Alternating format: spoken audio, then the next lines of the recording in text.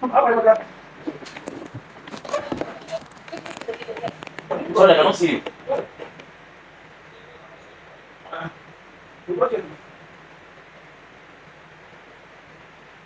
Okay, I can see you now. Good morning.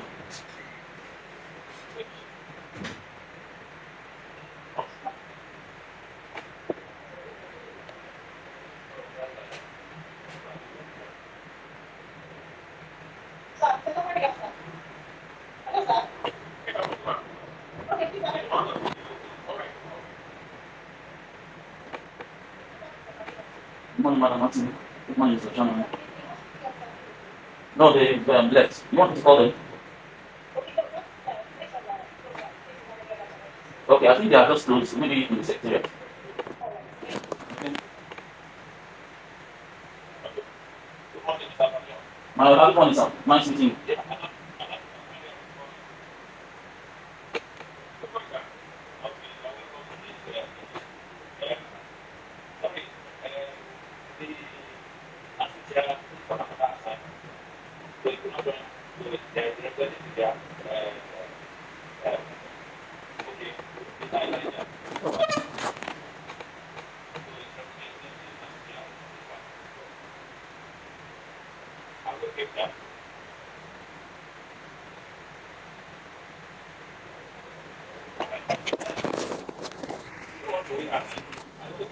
Our meeting will be more than 10 minutes.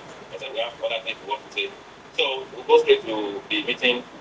We want to ask one or two questions to Professor Madeo. I don't know whether Alaji Zakaria also has something to ask. So when it is your turn, call on you. Is that clear? Okay, thank you. Well, over to you. Good morning, everybody. Please, I have been briefed before coming to this panel. Okay, so I have some questions to be asked. Okay, to him or No, to the panel. To the panel. okay. Can't we do it too? Because wait. I don't want to just when we talk of I will not talk to them. Now it's online. Let's address it. Once we are done, you are free to ask us any question. Because of the internet facility, this issue has been we could not get in touch with him since we came. And I don't want us to lose the opportunity now that we have the opportunity to talk to him. Please, but also, sir, whatever it is that we want to ask Mr. Badeo here depends on certain things. Here it's on certain issues that have not been clarified. So I'm not saying the need for us to start questioning Mr. Badeo without addressing some salient issues that not have highlighted. What it was like let's say okay. So my best of knowledge as brief by the Congress chair of last week, I got to know that Mr. Fadil excuse us for just like No, you don't only place Mr. Fadil, please stay with us. We'll be with you in a few minutes, please. Stay on the line, please. Okay. Hello, Mr. Fadil. Yeah, good afternoon. Good afternoon. Sorry about the delays. Okay. Okay, we would like to proceed, but before we do that, we want you to know that you're allowed to have a representative Okay. here. Mr. Elijah, who was here earlier, has left, but the only, it's up to you to decide who you want to represent you before we go further. So it's you can go ahead, and if you are willing, you can continue with the interview.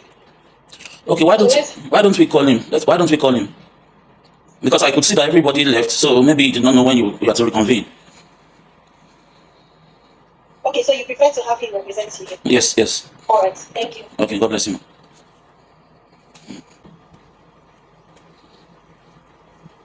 Okay, Zexi, sir, are you still there, sir? Let's say Abuja.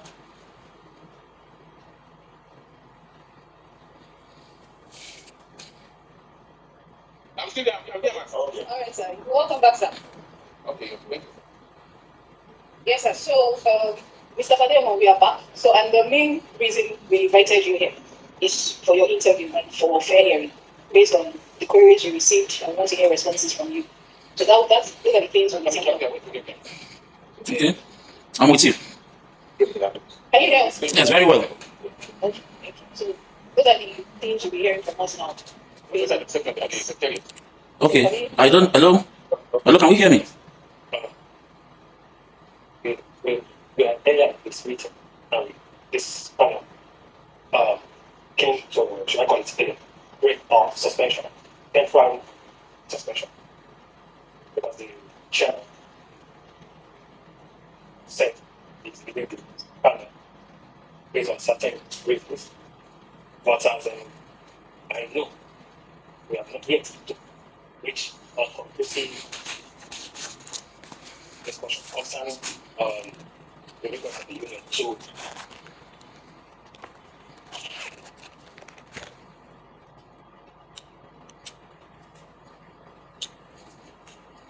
Can I hear you? Can I hear you? As we have explained, the report is a draft. So after the interview, did you just mute down? Yes. I think I pressed it. Okay. Because I when I was speaking, when I was speaking, you muted. When you want to speak, you are muted. No, So I did. I want to know. I want to know. Let me start over again, and you can respond. Okay. I said the real reason this meeting was called, and the notice of meeting issued to Mr. Fadim is to interview him. Since he said now he's hale and hearty, which we're happy he is. Which means he's not in order to defend himself. Please, can I just finish it? He's hale and hearty, and now he has requested that he is fit to face the panel. So a notice was given to him based on that response, and that's why we're here. The report, on the other hand, is a draft and has not been submitted, and that can be reviewed after we interview him. We delayed him since 9:30, and we've been here. So we'll go ahead with the interview, and after the interview, we will sit down and review the reports. And whatever anybody's contribution is, whatever thing we want to write, everybody contributes to it, just like it was done before. NASU did a minority report and submitted. We never submitted a report as a panel. So please let us put that in mind. So let's continue with our interview in order not to delay him. We all have our questions here, and I believe it was your questions to ask him. So let's continue with our interview. Once we are done with the interview, then we'll work on the report. That's my own contribution. Thank you. Thank you for the insight. Well, as you said, it is a draft. Whether a draft or it's a document, it's a working document of this committee. And as I've said earlier, and I'm still repeat, when such drafts or minutes or report is being taken at a meeting, such draft or meeting should be my knowledge, little knowledge in council, is that such minutes should be reviewed in the committee. That's really the first thing that we do before approaching or discussing any other matter. So since we have chosen this path of writing a draft of a report, even before we interview Mr. Fadim, so I think it's still council procedure. That is what I meant in council. That we will discuss the minutes, the report, whatever it is that we have written, we will discuss it. So, interrogating or questioning Mr. Fadim, it is part of why we are here. But since this report has surfaced, it is better for us at this end of the organization to seek clarity on this. Because this report was written and sent to every member of this panel. Therefore, reading it, addressing it, will not be an issue here. Mr. Fadeo here, just as you said, is in a party, is ready. Therefore, he is not in a hurry. So it's like on the Sure. He is not in a It's hurry with you. to receive any disciplinary action. He is calm. He can make a choir. If he's in a hurry, he is not complaining of his time. So please, I will beseech this panel that we speak into this report. Then, The chairman will tell you that the report was a draft, the first draft was posted. When he was, and everybody were told to make corrections. So as a result of that's correction, which he now said he's not joining, and he did a minority report and submitted. Did he tell you that? there was a first draft, which correction or amendment should be made. There is now a second draft. You don't think, advise me as a lawyer, you do not think that it should also be looked into. We should just sign. When the minority report was written, did he send it to us to read and advise, or it was just for our own? I want to know. No, you should be telling me, is it sent to you? If it is sent to you, what is the purpose? You should be telling me the motive. Sorry, I don't know. I don't know if from what you are saying now, I don't know if I may speak, ma. Answer. Hello? Go ahead, Mr. Fadim. Okay. Well, I have an intro, but due to the question you just asked now, you said there was a first draft. That first draft was at the instance of the whole committee. If I'm right, everybody was there for the first draft to have been written. So, and the first draft did not preclude the member representing me on the committee. So when the second draft too, Sorry, you said your what? the first, I said the first draft did not preclude the member representing me on the committee. Now, when that was being written, it was written by the whole house. Now that somebody has a minority report, he's a member of the whole, but the minority report is not saying, okay, well, you have a different view from what I have, so this is my own view. So when you're supposed to do the second draft too, I believe everybody's supposed to sit together. The people, everybody will take their decision. The minority may have their say. If he is still not now fine with it, that's when he also will now do another draft. But you cannot do a second draft without everybody being together. So that's my own take. Now let me go into my own intro, please. Like I said, I want to appreciate the panel. You are only doing what you've been asked to do, so I don't have any problem with that. If I was given the same assignment too, I will probably also be doing the same thing that you are doing, because you cannot refuse a lawful order. That will amount to insubordination. I've also headed a panel before in this office, and we're given our terms of reference. At the end of the day, we try to be as impartial as possible. Today, I want us to know that history is being written, history is being made, and whatever role each one of us plays will be there in history. And it is the roles that we play that will either earn us praise or condemnation. I know that some people don't care whatever role they play, so far it plays to a predetermined end that they have in mind. But I want to plead with all of us to do this work, because as it is, we are just like judges at this point. Of course, we are not judges, but at this point, the work you have been told to do is to make judgment based on what has happened. So, because the way I looked at everything, it's as if there's a prejudgment. Why did I say so? When the chairman was going to start this meeting, though it was not more than maybe 2 minutes before you removed the audio from my own end, he said something. He said, this meeting is not supposed to be more than 10 minutes and we'll be out of here. That is preposterous. I'm sorry to say, with all due respect, it is very, very ridiculous for this kind of a panel, even the ordinary panel that is just investigative. It can never be done like that. Even common interviews, to recruit staff, they are never done this way. People will be there physically, But of course, we may have, during COVID, we had situations where people were allowed to do online meetings. But for a disciplinary panel of this type, it is unheard of. Thank God that I have a member here who was on the panel of the diesel discrepancy. Barrister Kemi was a member. I believe that the number of days you stayed here to look into the matter critically. But unfortunately, what do we have now? We're talking about 10 minutes, which shows that, even if we say, okay, let's see, no, that one is over, just talking, it may extend. Are we serious here at all? Are we playing? We're not playing. This is about the life of somebody. This is about what makes somebody eat and feed his family. This is about life and death. And we are, it's so appalling, because last week Friday, I wrote to the committee through Madam Tina, that this meeting, I would prefer a physical meeting. In the first place, you talked about a physical meeting before I fell ill or took ill. Now, I told you we had about 3 days for me to come to Lagos. I don't know whether it's the committee or probably they said it's the management that sent a doctor, paid flight tickets, for the doctor to come and check whether I was lying, whether I was sick or not. They could pay flight tickets for a doctor, and his hotel accommodation was paid for over 3 days or so, and with other allowances running.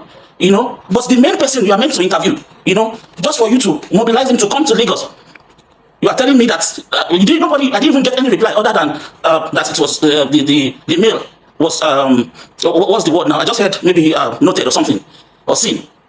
So this is I really don't know. Now another thing is that what I'm supposed to speak to, actually, which I will speak to every question you want to ask me. I'm not here to stampede this sitting. You will have ample time to ask me. But where is the HNO that said I defamed him? Because your invitation to me says the HNO was defamed and others. Where is the HNO and others? I also told you in my letter, I said I need proper representation, which includes my lawyer.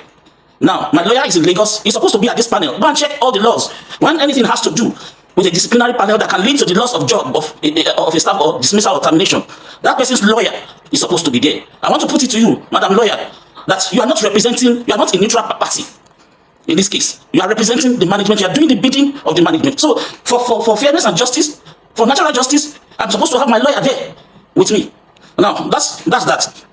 Then, okay. Can I okay. please hold on? Why you speak this report that has been written against you before Yes, it's okay. I just want to quickly finish, then I'll allow them to start asking questions, or probably if you have your own views. If you should continue speaking, Yes. that means they could ask a question based on what you say. Okay. Well, I just want it to be known. I just want it to be. In order to follow procedure. Okay.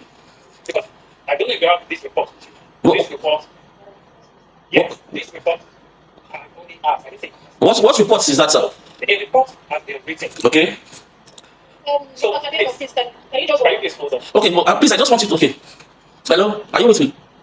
Hello, hello. Sorry, Okay. So just as I said earlier, please can you stop speaking until we address this report? Thank you. Okay.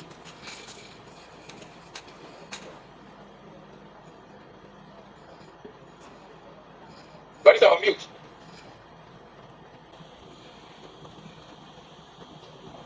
You know, if you're facing a panel like this, and there's also some representative outside, I think relevant to the parties, being in Lagos. And I'm wondering, is that his representative of choice? So that's the question I want to ask. No, but I want to understand the motive of my question. You want to ask him, he had said that he has his own legal representative. Now, I think what's the man HR here? What and is a legal representative? You should tell us now, is he entitled to have a legal representative, or is he supposed to have his a panel decide for him? I think that's how it should be. Already stated he's supposed to have a representative. A representative, a legal representative. I said yes, that's what he said, a legal representative. Who the representative? I can't tell you who the representative is. I'm just telling you. Yeah, I understand your point. He had his legal representative. It's not exactly that message is your representative for this meeting that we're in case you didn't get it right. Because in my opinion, I got you when the national representative, because he's a member. But him saying he's a lawyer, it has made me confused. And I don't want us to waste time here at the end of the day. After all he said, I'm going to say he wasn't represented by his person of Can you please understand the position of challenge? My question is, Mr. Madeo, are you truly represented here before we can see anything? Can I please understand the position of HR on matters to do with representative? Does that has the right to pay the legal representative? I want to just first. Before I answer that, I want to find out if he was represented. So You don't need to answer that. is you should have your representative. Yes, because as HR, you know the policy better than anybody. If you are allowed to have a legal representative, because he has said he has a legal representative, he has said he was not missing words. So Him saying that. and I want to get clarification. Well, I believe I can get clarification to ask him. We will get to your question. I want to ask Mr. Fadimo that before we proceed to this point, is he represented? That's all I want to ask. Okay, now, but for the member that brought this committee, Yes. I believe there is a provision for NASU to represent, according to the member that considered this part. Are you answering for Fadimo? I am telling you what I saw in the member. Okay, I'm not being clear. I'm still asking. I'm asking the question before you ask him the question. That what is the position of the council, position of service or policy on getting a legal representative? What is the position of the council? Where did you have any comment on that? My question still remains the same. Is Mr. Fadimo duly represented here? That's just your question. I'm not even doing anything. Just want to know. This is a very serious business. Nobody's going to. I just want to know. But even My intention is to. and it's represented by transport. If for any reason he feels like that representation is not enough, even if we intervene today, it means everything is not at work. Am I right? So I want to be sure that we are not wasting anybody's time. Yes. As much as I think understanding the position of management, we have the legal president, we have the HR here, who are passing the policies of the organization. But if what I'm getting is that you do not know the position of the management, being the custodian of the policy, rules and regulation of the council, then I do not understand the essence of our life. This paper says he's represented. There's a national representative here, and it's my understanding that if he was not a member of NASO, it would have been whatever body is a member of them. Mr. Chairman said he was not aware that he's a national member. I'm speaking to this paper. I'm quoting Mr. Chairman. Just for. I'm not talking about.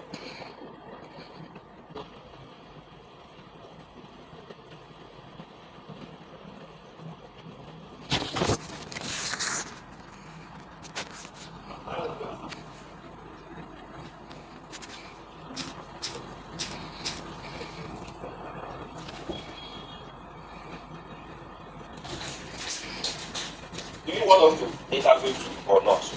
The national representative here is not allowing us to interview. Okay, let's go ahead.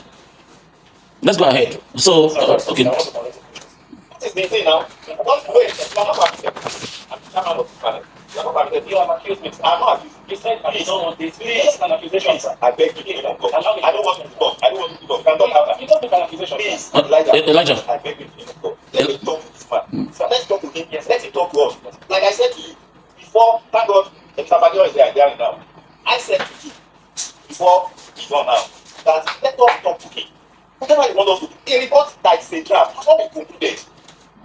Any situation that warrants us to, when you say this is the position, and you have a better view, you don't go ahead and take the position. Me, I cannot injure somebody not to talk of me. Let us talk to him. And that's why I asked him, is he ready to talk? He said yes, let's talk to him. Whatever it is, we are all part of the same organization, no matter how you look at it. We are part of the same organization. And like I said, it's unfortunate that I'm the chairman of this panel. I never wanted to be chairman of any panel. And that is the truth. Let's ask him questions. And I don't have much questions to ask him. Mr. Fadeo, I think we talk. Yes, sir. I'm with you. And because I'm the chairman of the panel, I read some documents that were said to emanate from him. Okay, sir. And I also watched videos that were said to have been done by you. Okay, sir. Based on what was given to us at the panel. Okay, sir. In fact, the video, unfortunately, the chairman of NAS was not here. We watched, all of us, we sat down together here and watched the video. All of us, the panel members, we sat down here and watched the video. My question is very simple. Do those documents, they emanate from you? That's just the question for you. Okay. Yes, the documents emanated from me. I hope that answers the question.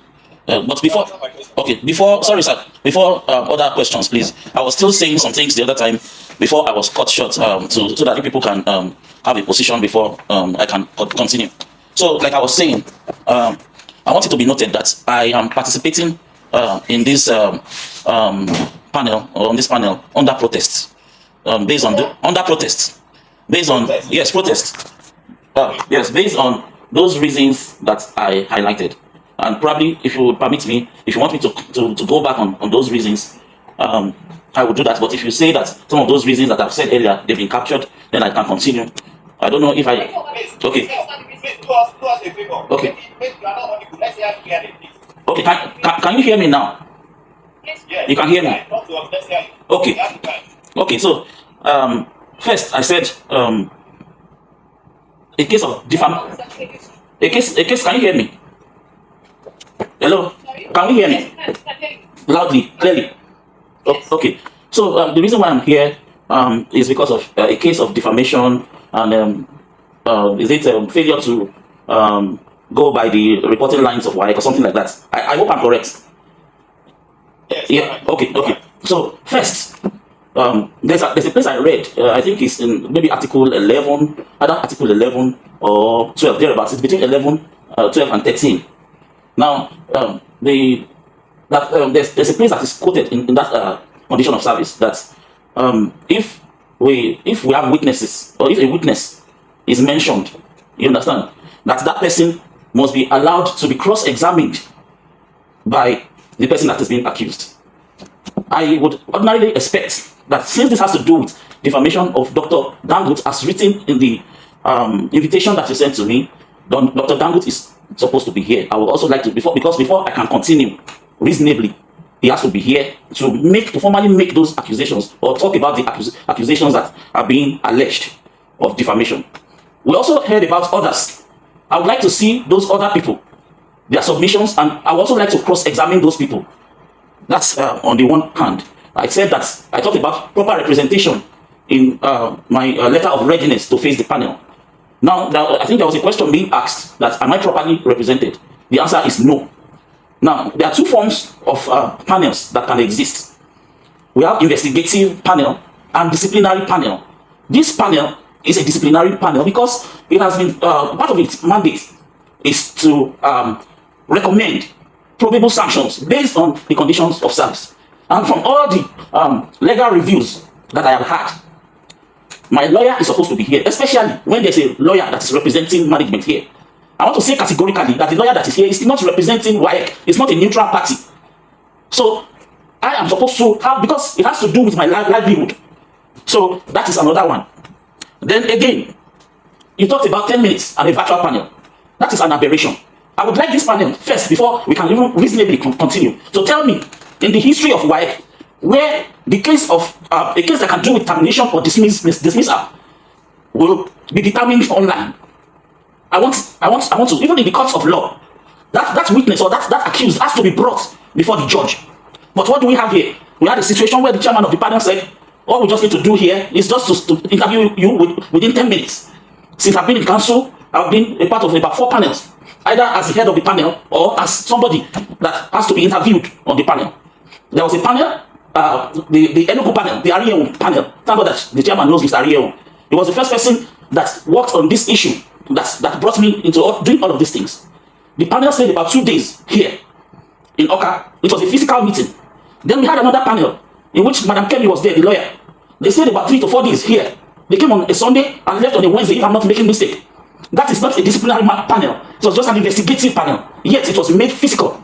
Now I told you, I'm not running away from anybody. For me to face Dr. Dangut headlong and tell whatever I wanted to tell, you should know that it is not a panel I will be running away from. If I don't have fear for Dr. Dangut, then I will not fear any panel member, because they cannot kill me.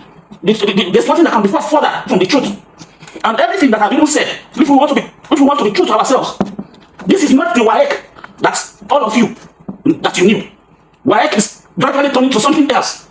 It's going down the drain, and we could be pandering to the wishes of somebody that is bringing WAEC down. So that's one of the reasons why I'm protesting that this kind of panel should have been done physically, so that I can have my lawyer represent me. Sorry, Mr. Fadeo, can you mute your phone? Probably that's what is affecting the recording. Is it really research? No. Okay, because it was a bit shaky when you were speaking. Or do you need Mr. Chinedu to check up? No, probably maybe because I was leaning on the table. Okay. So, if I might recap what you just said, that you are speaking, before we continue with the questions, I just want to do a little recap from the rest of it. Said you are speaking to that Protest, yes. And if anything I say is all for you said, please hold it back. Okay. And that's you are proposing that Dr. Dangut, the HNU, should have been here. Yes, and the others. And you know that. And please, who are the others? Because I didn't know. No, I should be asking you, please. I should be asking you. That question is not proper, because it is the management that shows the name that he has embarrassed the agent and the person of the language and others. That was not his role.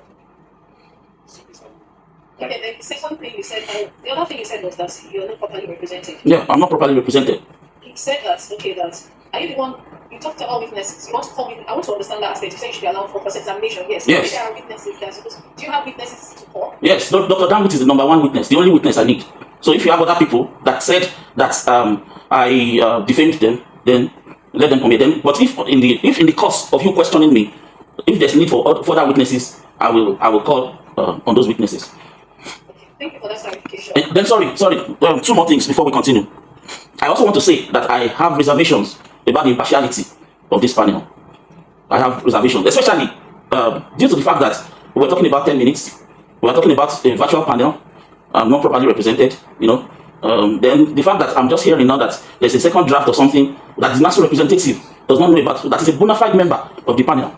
I really don't understand. So I have very great reservations. It's just as if this is just a rubber stamp panel that is just supposed to quickly submit. I don't know the reason for the rush. I still have about 14 years to spend in council, or probably close to that. I still have about maybe 12 years to spend in council. So I'm not running away. So why all this rush, for God's sake? Is it to quickly do the will of somebody that is running to Accra? Is it to do that will? And you people should please, please. I just want to say this. Because of the sake of posterity, because of the sake of posterity, and the legacies that you people are going to live in WAEC, it is better that you people do the right thing. Because we have two employees here. The HNO is an employee just like me. I was accused of doing something and I was punished. I am also a bona fide member of WAEC, and I accused him of some things rather than him being investigated. And if everything I've said is a lie, then you cannot come for me. What I'm having is that they are coming for me. This is laughable. I want to ask you a simple question. Okay. And I want to be as straight as you can be. Then also I want to advise. This is a panel, and you know that we have to take the pause. I want to caution with your emotion. when you talk, please talk objective. That's what I'm doing. That's what I'm doing. No, I'm just saying that. You know, it's okay. You are not properly represented. Yes. Yes. But management have invited NASU to represent you. Do you mean that NASU should walk out of its panel? No. Should we stop representing? So I want to share one as well. Your statement will not be misinterpreted. Okay, good. So let's make it present. Okay, now, I told us earlier that we have two types of panel that we have administratively. One, investigative panel. Two, disciplinary panel. For all investigative panels, the normal composition of the panel should include the union that person belongs to. So that's the normal thing. But for a disciplinary panel, because it has to do, the outcome of the panel, if it goes negative, can have a very grave effect upon the member of staff's life. There's also a need of another layer, which should include the lawyer of that person, especially when the management has a lawyer representing it. And I've told us, this lawyer that we have here, she is a person of good reputation. I'm not doubting her, but she's working for the management. So natural justice also deserves that there should be a lawyer representing me. So NASU should represent, but legally, I should be represented because it's a disciplinary panel. So if I understand what it meant, you want to have legal representation alongside the NASU representative. Very well. Mr. Padeo, are you aware that looking at one of the things that you are posting in the Constitution and all, are you aware that when you talk about fair hearing and natural justice, are you aware that it stems from when they start questioning you and when a query is given? Are you aware? Yes, I'm aware. Yes. So are you now saying that from the beginning, fair hearing was never given to you? Is that what you're claiming? No, I've not talked of the beginning, you understand? Because the beginning, that's normal procedure. So from the beginning, everything is going on well, up till now. That I cannot come physically, that I was being told that this whole thing will be just within 10 minutes and we are off. So from there, I could notice, and when we're talking about the fact that there's another draft that the national representative is not even aware of, who is a bona fide member of the committee, then there's no fair hearing. Sorry, Mr. Padeo. Yes. If I understand this question, because you were ended up by Mr. Akitayo, that are you claiming that there was no fair hearing? But earlier you said that you will only speak that there will be, how do I put it, that there will be a proper, that to have a proper questioning period. Yes. That the HNO and the Dr. Dangut himself and the acclaimed others Yes. should be present Yes. in the panel Yes. for better process application. Yes. So saying they are not here in person Yes. to defend themselves from the petition or allegations Yes. made against them. Yes. Is that fair? No, it is not. And you are the one that made the petition. Yeah. And now you are the one being queried, you are the one being processed Yes. without recourse. So setting up an investigative panel to put the triggers of this of display Yeah. claim. So is that fair? No, it is not. No, it is not. The verity is that there is no fair hearing from the beginning. From the query side, that's the normal procedure, but from the panel side, it has been a zero. That means there is no fair hearing. Yep. Yes. Okay, ma'am. Before we continue, I want to say something. Mr. Fadil, Yes, sir. you have said repeatedly, I said 10 minutes for us to interview. There is a reason for it. If we are going for 30 days, we are not feeling fine. And that was the reason why the panel decided that we should do the interview virtually. But I said, what do you know? When we started, somebody that is just coming back to the office, just recovering.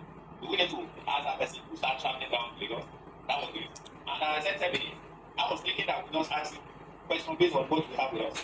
But if there will be need for us to sit down and talk for a whole day, it's not a problem. But that is the bitter truth. And I don't know that was 10 minutes as an implication, but it's not a problem. So I don't mean any time when I mention like 10 minutes. So that is just it. Because we are hammering on it as if that is the basis of what we are doing here. So that is, I have to make it clear to you. Initially, you said, when we said you should come for the interview, you said you don't have money to travel. I got information. I said you don't need to have money to travel. It is the responsibility of the office. That is an assignment that is official. And he said the office should give you a dollar in advance. That was the first. The next one, you also said that you were not going to come by road. I asked the secretary to write a memo so that I can get an approval for you to travel by air. You and I know that officer of your status cannot travel by without your approval. And I was ready to do that because we want to become physical. So that we don't. But before I could get that one done, I got a video from the HR that you were in the hospital. So that was what I found for not taking too much of your time and not asking you to come physically to labor. And that's all. It is not personal. Like I said to you, if I can see myself from this panel, I will be very grateful. Because the nature of my own work in the office, which I know you do, does not permit me to be sitting down somewhere and be doing any panel. But the system has to choose somebody, and I have been chosen as the person to do the job. Do I have a choice? The answer is no. And that's why I'm here. So I just say I should clarify that so that we no issue on that issue of evidence anymore. Yes, sir, but Madam Martini can testify to the fact that I said I was ready to come to Lagos. I don't, Madam Martini, please, is that correct, ma'am? Hello, Madam Martini. Yes, from your correspondence. Yes. Yes, and there was no reply to it because if there was a response to it, the only thing I just got was an acknowledgement that seen or something. But if I'd been There's a response. There's a response. Check your mail. No. There's a response from HR this morning. this morning, Yes. Madam, look at it now. You said this morning. Well, I'm talking about Friday. You people, Response. You know you said if there's a response. There's a response. there was no You know response. the response. Check. No, sorry. There was a rest. Today is the day of the panel, Madam. I want us to look at this thing. It's becoming somehow. You understand? That I'm supposed. You said I should report in the office here this morning, and you are just responding.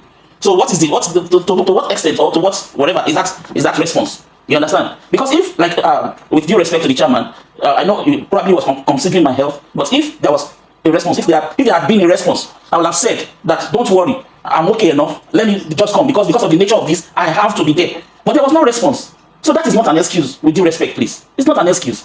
It's not my fault that I took ill. Even in the course of the whole thing, I almost died. There are witnesses to it, apart from even my immediate family. There was a day I went to eat somewhere.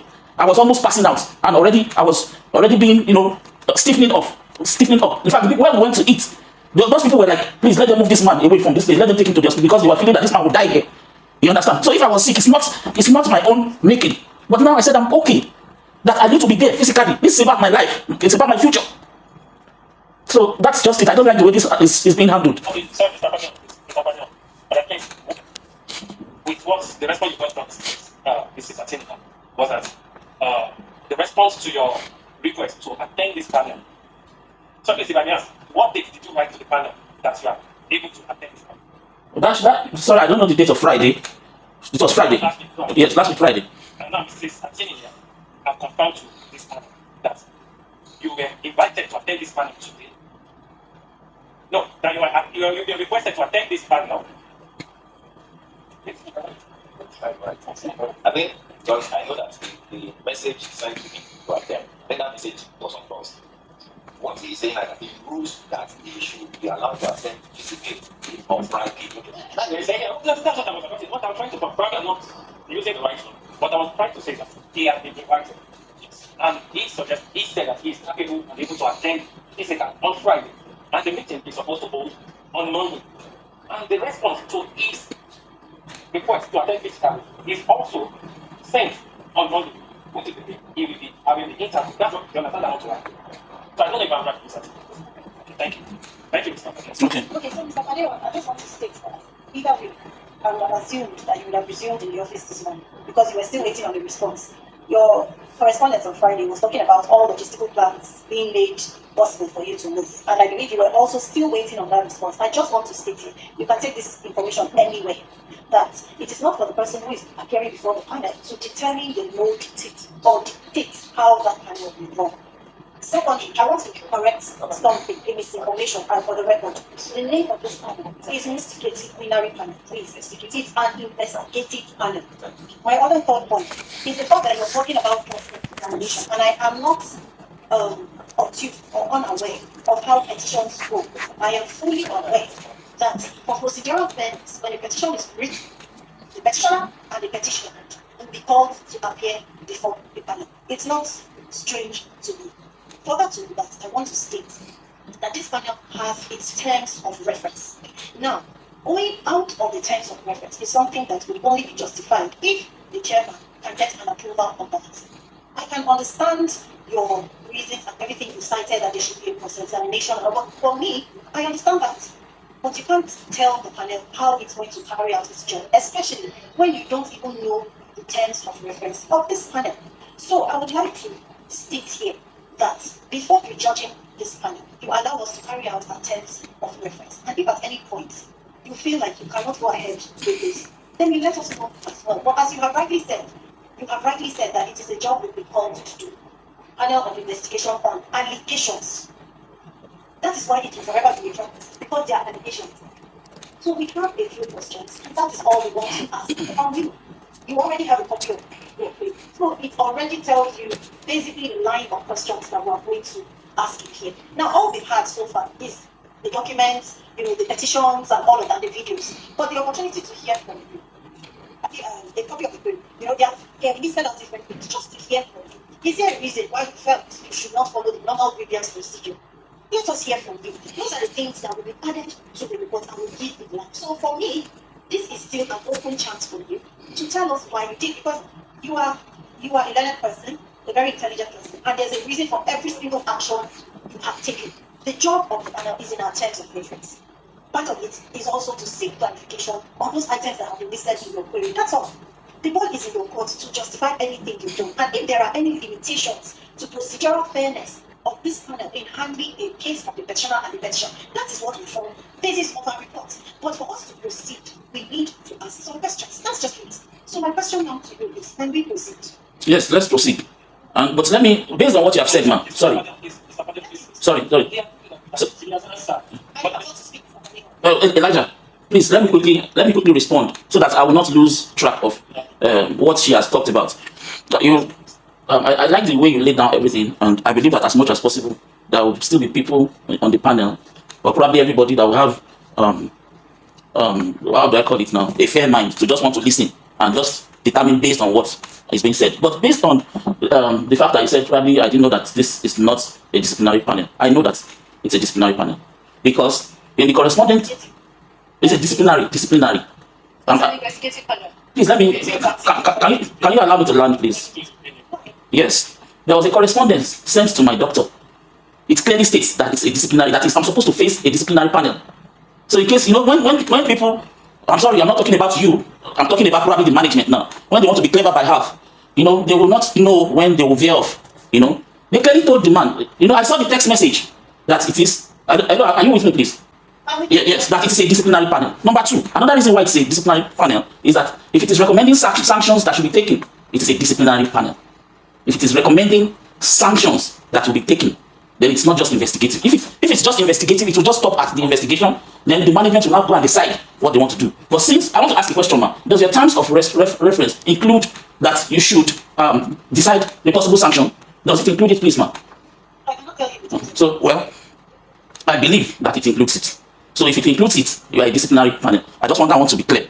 Now, you talked about grievance procedure. I don't know whether you have landed on it or you want to ask the question properly. So you can go ahead. Okay, thank you for giving me the floor. So I wanted to find out if there's a reason you didn't follow the grievance procedure in citing your grievances. Okay, yes, I did follow the grievance procedure.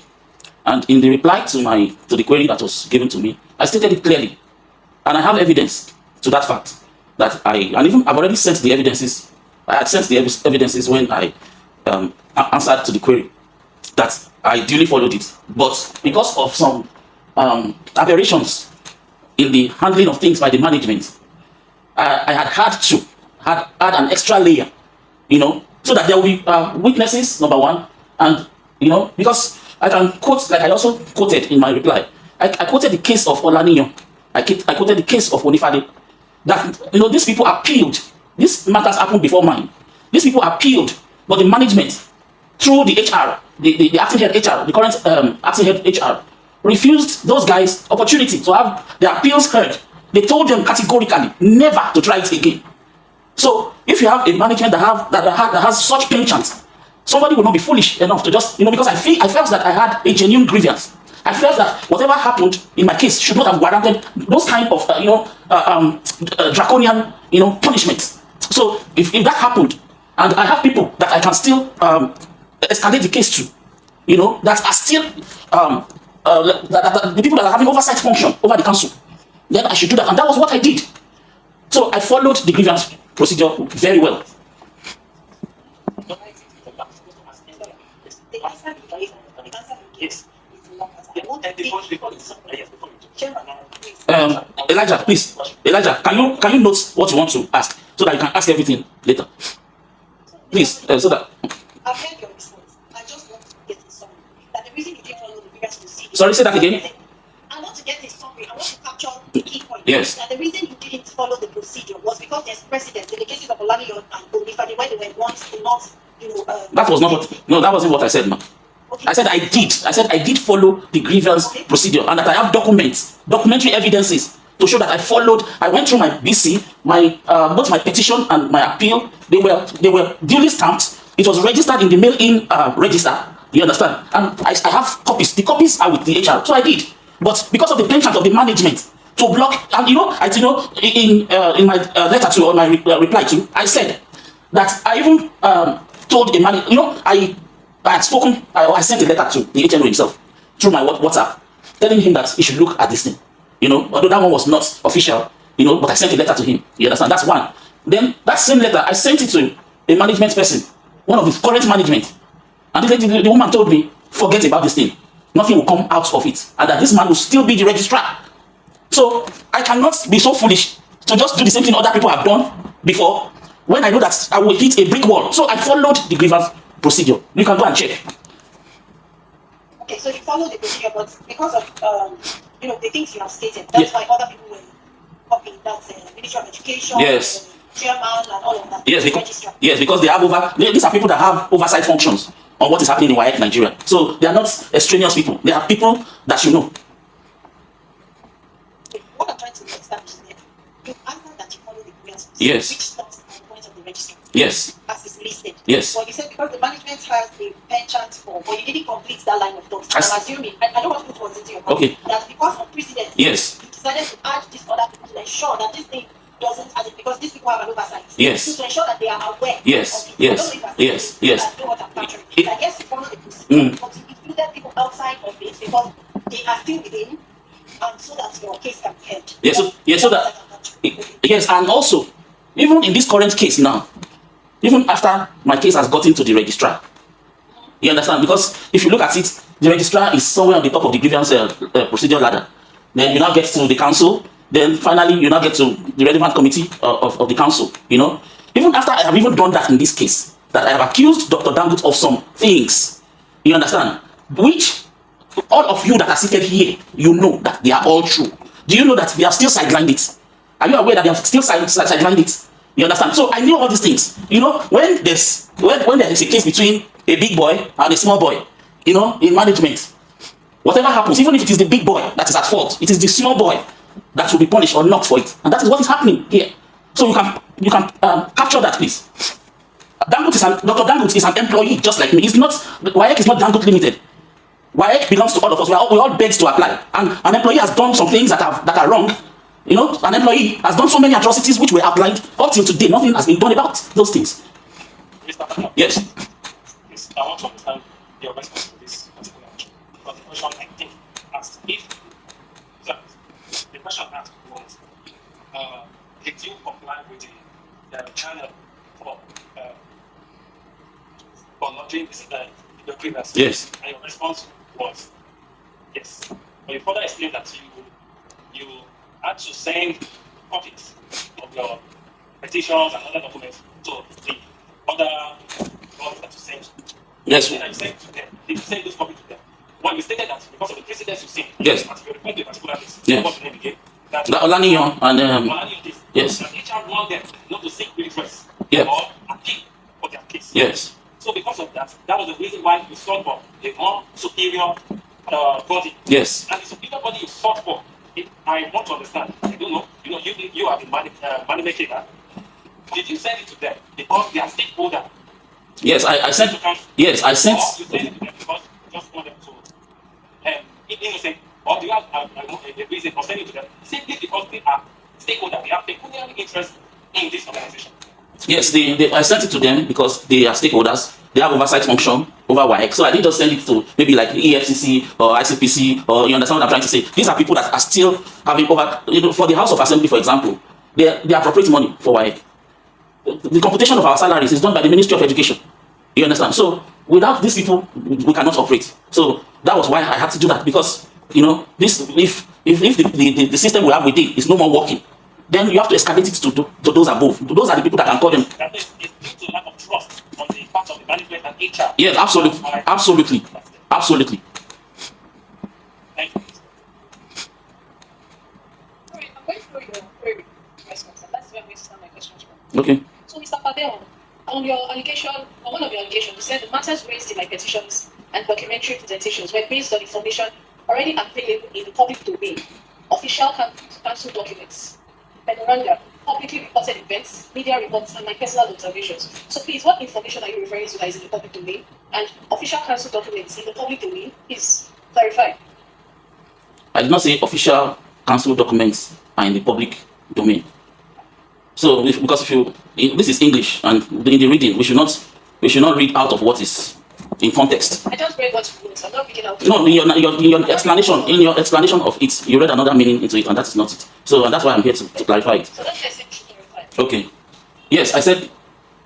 I was saying that I did not defame the HNO because Did you know what I did not defame or have any malicious intent against him. You understand? But that if you want to verify the authenticity or the veracity of the things that I had posted, that the sources are online, that it's not a lie that Dr. Dangut went before the National Assembly to defend the appropriation of money to WAEC coffers, and now they are being spent. It is not a lie that he appeared before the committee again on issues of the conduct of exam late into the night. So except if you are saying that all those things are AI, that they never happened. So that is that. Then things that are in the public domain. The issue of CAPEX calculator, for example, apart from the information we have, I don't know whether we are following so that we can capture it rightly. The issue of CAPEX calculator, but that's why I said that there are some things I cannot do without me being together with you. If you go to WAEC site, if you go to WAEC site, as it is as of today, I still checked it. On even the issue of the CAPEX calculator, there was something released by the Public Affairs Department about supervisors that are collecting money, and about the CAPEX calculator that some schools are asking candidates to pay 2,005 or so to collect the CAPEX calculator. If you go under the comment section, I still have it with me. Those are part of the evidences that I should bring in. If you go under the comment section, so we have genuine complaints in that regard too. So all those things are in the public domain. You understand? And the calls that came in from the Ministry of Education here, are we going to say that all those calls are lies? If you want the names of those people that made those calls, and you want to call them, and you want to get their phone number, at least I can get two of them for you. Yes. Yes. So I was going to get there. But we beat me to it that we couldn't quite get they didn't know whether it was two different people that made the calls. There was one that made the call on the calculator. Yes. There was another one that made the call on the what was the other thing? The late start of the exams or something like that. So we weren't sure if it was two different persons or one person. We also wanted to get their no, there were three different persons. If you see the way I tagged them, I wrote 1, 2, and 3. There were three different persons, and all three talked about the calculator. And it was one, that's the head, Mrs. Anago, the secretary of PPSSC, that talked about the late start of exam, because she went on monitoring. If you listen to the audio, she told us that she was at the point of monitoring, and that the exams have not started. You understand? So that's just it. So there were three different persons. The third person, I don't know if I will still be able to get the results within some time, but at least the Bible says out of the amount of two or more witnesses, the truth can be established. So if I can get two for you, and you can call them, I will give you their numbers. So that's it. The second person's name. The second person's name. Anagor. Anagor. Anagor. Anagor. I got that. The second person. The second person, I have the number on my phone. She's a director in that same PPSSC. Okay. The third person that I said, I'm not sure if I'll be able to, but if I check my phone, the person is a principal of a school. That was the first person that called. Yes. Okay. Sorry, Mr. Fadeo. Okay. I want to reply back to the question Barrister Akitayo asked earlier. I think she asked you regarding the question regarding to the statements. She said to me that that's whatever what the public wish to know. My understanding of the question that you refer to the public that the documents you submitted are on public domain. Please, I want you to properly explain what you mean by that. Do you mean that your documents, the petition, every document, both video, audio, are on public domain? Or you tell me that the actions and results of council of Mr. Dr. Dangut is on the public domain. Which of it? Okay, good. What I'm saying, the public domain I'm talking about predates my the videos I did. You understand? So it's not the videos that I said is in the public domain, and I want us to get it very well. My video is not yet in the public domain. We need to understand that very well. The only place I posted my videos to is the SSA platform, and the flash that I gave, the 3 flash drives that I gave to the 3 people that I corresponded with the House of Reps Committee on Basic Education and Examining Bodies, the Minister for Education. I sent another flash to him. Then the 3rd flash was to the registrar that was supposed to be sent to ANF members so that they can actually see what happened in the case of my appeal, so that they can really understand it. You know, when you just go ahead and say something, when another person wants to report that thing, they may not capture it the right way. So I did a video on the reason why I was punished. You understand? So that this can be well understood by the people that will see my appeal. You understand? I also wanted them to know that our dear Dr. Dangut, who is the head of national office, that is portraying himself as if he's holier than every other person, that he has some atrocities that are provable, that are out there, that they never cut his head over. You understand? I'm not saying that when somebody does something bad, they should not be corrected. You understand? Me, I'm a proponent of correcting people, but when you want to correct in love. Because even in what's it called? In the normal court of justice, they changed the name of prisons to Nigerian prison, whatever, to correctional center. So when you are trying to correct a member of staff as the head, first you must come out with clean hands, because he who must come to equity must come with clean hands. You understand? Yes. So, but in the case of Dr. Dangut, he has a lot of atrocities that a lot of people, they knew of, and they just said, okay, boy, your sins have been forgiven. Don't do that again. These are people that wanted him to progress. If there were no such people, if they had vindictive people like him, to judge his case when he did those atrocities, he would not be the HNO today. He would have been sent out of the council a long time ago. But I told you about the case I gave cases of what happened when I was talking about public domain and all, even within oral tradition, within staff. You understand? They are provable. I don't know what may have happened. They may have gone into the archives to remove his files, but there are people that are witnesses. They are still here. We still have some of them in council. Some of them are retirees that can be called. The things I said about the offices where he operated, those things are true, and if you want me to bring witnesses, I will bring them. So I have not defended him. That is why I want him to come, because this process will not be complete without Dr. Dangut being here to come and to tell this panel. Because even in doing that, that investigation that he's trying to get out of, this panel also will investigate him. So when I say that these things, yes, so I have the partition. I do not know. As it stands, I am not privy because I am not a senior staff. I'm not a senior. Let me put it. I'm not an international staff. Therefore, I am not privy to have the senior staff on the code of conduct, or condition of service. Please, because you are part of the international staff, and you are a senior staff of this organization. Please, I want to ask, with your vast knowledge of this condition of service, I'm throwing this question to the entire people involved in this panel. Please, I want somebody to please tell me or show to me where, in what article, section, or paragraph that states or draw out a disciplinary action, or where it is stated in our condition of service or code of conduct that say anything about the permission. But before you answer that, I want to answer, if I to shed more light, is why a proper court of jurisprudence to determine that question. It's why a proper court of, and do we have defamation in our code of conduct or condition anywhere in our entire guidance? So please, Mr. Padilla, please allow Mr. Akita and our HR, senior officer from HR, to answer that question before we continue. Yes, most students, they are still asking the questions. Okay. No, please. So please, Mr. Padilla, I think you heard what Mr. Akita answered, please. They are still asking me questions. Is that not what? No. Before that, she said something. No. She said she does not have response to that or answer to. No, we said something before that. Okay. Let's just say. Okay. Okay. Forgive me. No, if you this is something that I said, forgive me. Pardon me. What? Ask a question. Okay, please. No, I asked the question, sir. I asked the question. Because he mentioned information. That's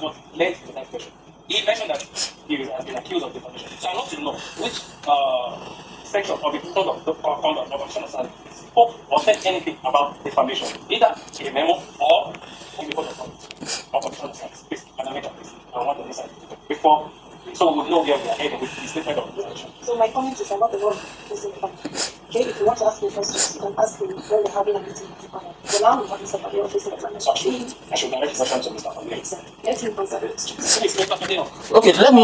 Okay. The response I got from the rep from HR and the legal was that they cannot ascertain that, but that you, that I cannot. Please let's be right. Please repeat what you said. Let's be right there. I said I'm not the one facing the panel. You're not the one. So, Mr. Fabio, please, what can you say to that? Okay. Well, there's no direct part in the code of conduct that talked about defamation. But if you check Article 14, that's institution of proceedings for libel or slander by staff. No, so it says no step shall be taken by an employee to institute legal proceedings in connection with any alleged libel or slander arising out of his official duties without previous permission of the registrar. Failure to comply shall constitute a breach of discipline. Now, I tried to Google it, defamation, and the two arms of defamation are libel and slander. Okay, so even if defamation is not explicitly stated here, it is implied here because the two arms of defamation, which are libel and slander, libel has to do with what you write against somebody that is false to maliciously undermine the person. Then slander has to do with what you said that is not true about the person to pull the person down. So in the case of Dangut or Dr. Dangut, I have not said anything that is not provable. Those things are the things that he did that I said.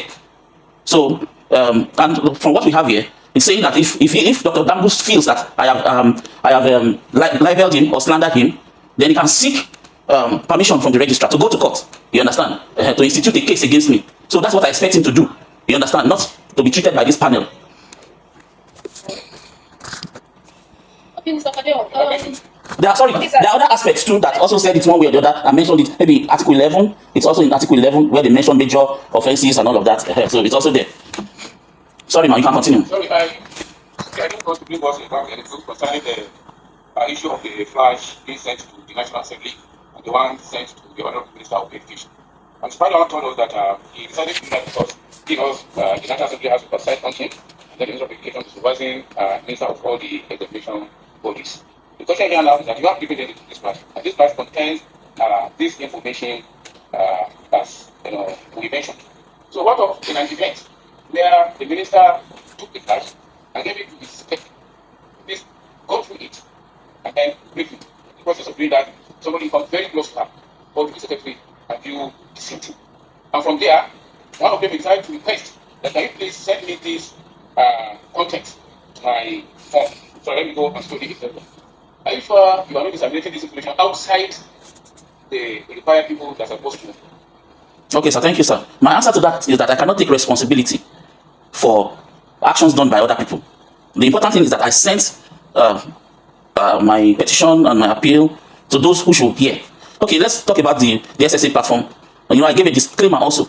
So what if somebody from the SSA platform decides to, all these things happen, even in your various offices. There are some things that are meant for the BC. Of course, your secretary will see it. So that person is supposed to be a confidential secretary. So if the person goes ahead to do whatever, it's the person that will be punished, not you. Except if the Genesis. The Genesis is the person that committed atrocities. The person, because there's a, excuse me, sir, please, sir, excuse me, sir. Excuse me, sir. You have asked a question. I'm still trying to land on the question. You said, who is the Genesis? If somebody does not commit an atrocity, people will not talk about it. So the Genesis is Dr. Dangut. Is it Dr. Dangut that said the flash thing? It's Dr. Dangut that did those atrocities. Is he the one that wrote all those things, or that said all those things in the flash? It is Dr. Dangut that. It is Dr. Dangut. So I've answered your question, sir. You have not. I have. I've answered your question. I don't take responsibility for what other people do. You don't have any other responsibility because you are the author of those things. No, Dr. Dangut should take responsibility for the things he did wrong. How? Let's say Abuja. Sorry, Yes, sir. sir. Chairman is addressing you. Yes. Let's say Abuja. I'm with you, sir. Please, I want to plead with us. Let us limit our questions to what we have with us. Please, I beg you. I beg you, Mr. Fadeo, please. Let us limit it to what we have. You would have been seeing me. I'm at the back of the system because I have done a lot of work they brought to me from about this. Yes, sir. I'll soon join you back. I'll soon come to the front of the camera. Yes, sir. Your guy is the one asking me questions. So if he does not veer from it, I will not be talking, sir. Please, don't worry. We have concluded on that. Let's Okay. go to another thing. Thank you, sir. God bless you, sir. Thank you. Okay, I think it's done. So, Thanks. Right. so Mr. Fadiho, please let me take you back to the query because I want to be sure that I've captured your responses to every single one. I know Mr. Elijah asked the questions on information, so that's pretty much taking care of the heading. So the disclosure of official information to unauthorized person. From what I've gathered, you're saying that you posted it on SSA platform, but you posted a disclaimer. Am I right in taking that as a response to this? Yes, there's a disclaimer in the videos Yes. that I did. Yes, yes, there's a disclaimer there. So that's okay. Okay, so the disclaimer is basically you cannot take responsibility for the actions of other people who posted it there because it's to it, yes. So to put it on record that this thing must not be swept under the carpet the way they have always been doing. Yes.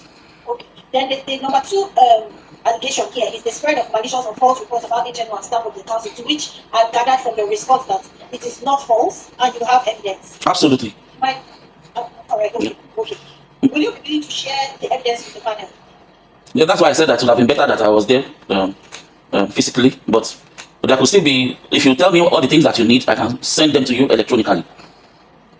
Sorry, Mr. Fadiho, please. Before you continue, I'm asking a question based on one of the matters. Okay. So, sorry, please, Mr. Fadiho.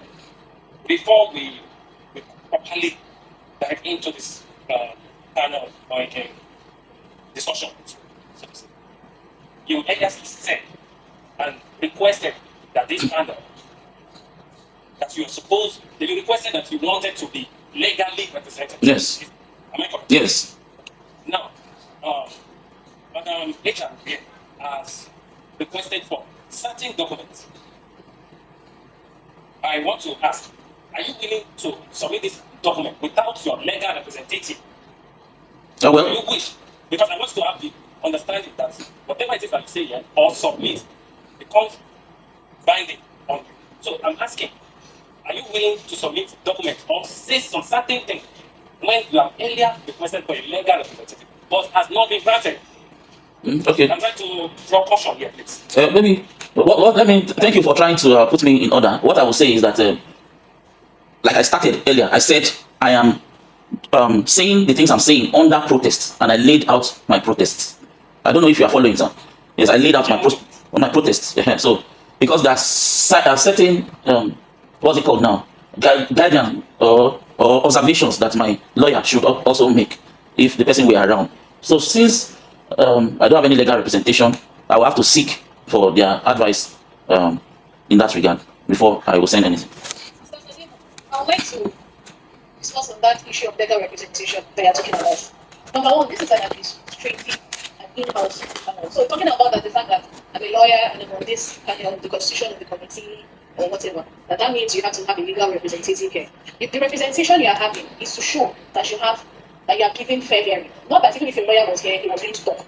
So I want you to understand that you can easily go through it and check for what I'm saying. So if you feel that I'm saying something otherwise, you can also check it. Excuse me, please. Yeah, okay. Please, I want you to land, sir. Ma, I want you to land, ma. Okay, sure. So for the fact that this is an investigative panel and it's not, yes, you're saying it's a disciplinary panel. Yes, it's an investigative panel that administrative for the office. So for the fact that a lawyer is on the panel, it's being constituted by the office. That does not mean that because you have a legal representation or a lawyer must come, or even if a lawyer is here, it's to show that there is fair hearing given to you. Not that your lawyer is coming to stand because like, you're the one who are putting the questions to. I hope you are getting it clearly. Okay, have you landed, ma? Hello, Sorry? have you landed? Yes, okay, yeah. So when if the lawyer were around, it's the role he or she is supposed to observe principally. That's one. Yes. Number 2, also to advise or to caution. Yes, he will advise. To caution. So you cannot say that the lawyer will just be there and be mute. You understand? If you are No, the lawyer will not talk. The lawyer will not talk to us. He will be there to advise to us to really show that fair hearing is being done while we are questioning you or while we are under investigation. That's what I said. Yes, I'm not saying that the lawyer will be the one responding to us. So I agree with you that the lawyer will be majorly observatory, but really, if anybody is veering off, the lawyer also has a duty to caution. And I also want to maintain that this administrative panel is not just an investigative panel. It is. Is it not just what? I didn't get that. It is not just an investigative panel. It's a disciplinary panel. So I will keep on reiterating that. I think we keep on reiterating that. We'll reiterate that it's an investigative panel. Okay.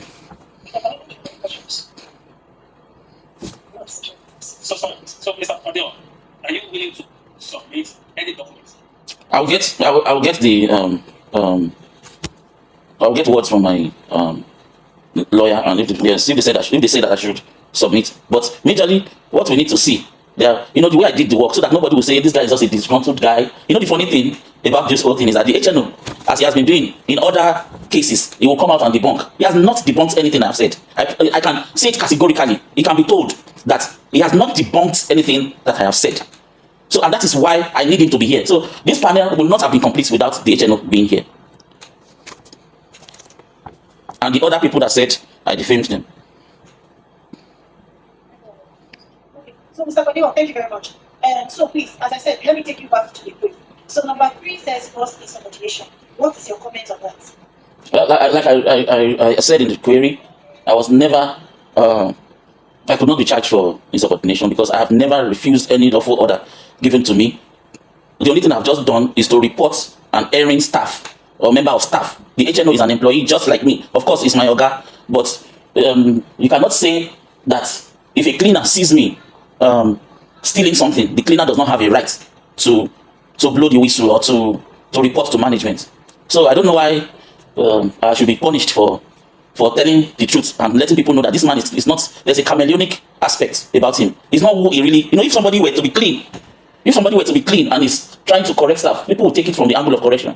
But when you are giving overbearing sanctions, if you are going for the overkill, doing more than even the code of conduct says, or even not doing the bidding of a panel, because it is the panel. All this argument that the HNO or the management is at whatever to alter the outcome of a panel. If he can do that, then there's no need to set up a panel. He should just go ahead and do whatever he wants. So, Mr. Fadeo, can you substantiate what you just said? Can I substantiate what I just said? You just said. Yes, please. Even in this panel, I can see the hand of the HNO already. And that some things are being dictated to you, the panel, to do. And I've laid down that from even the very beginning.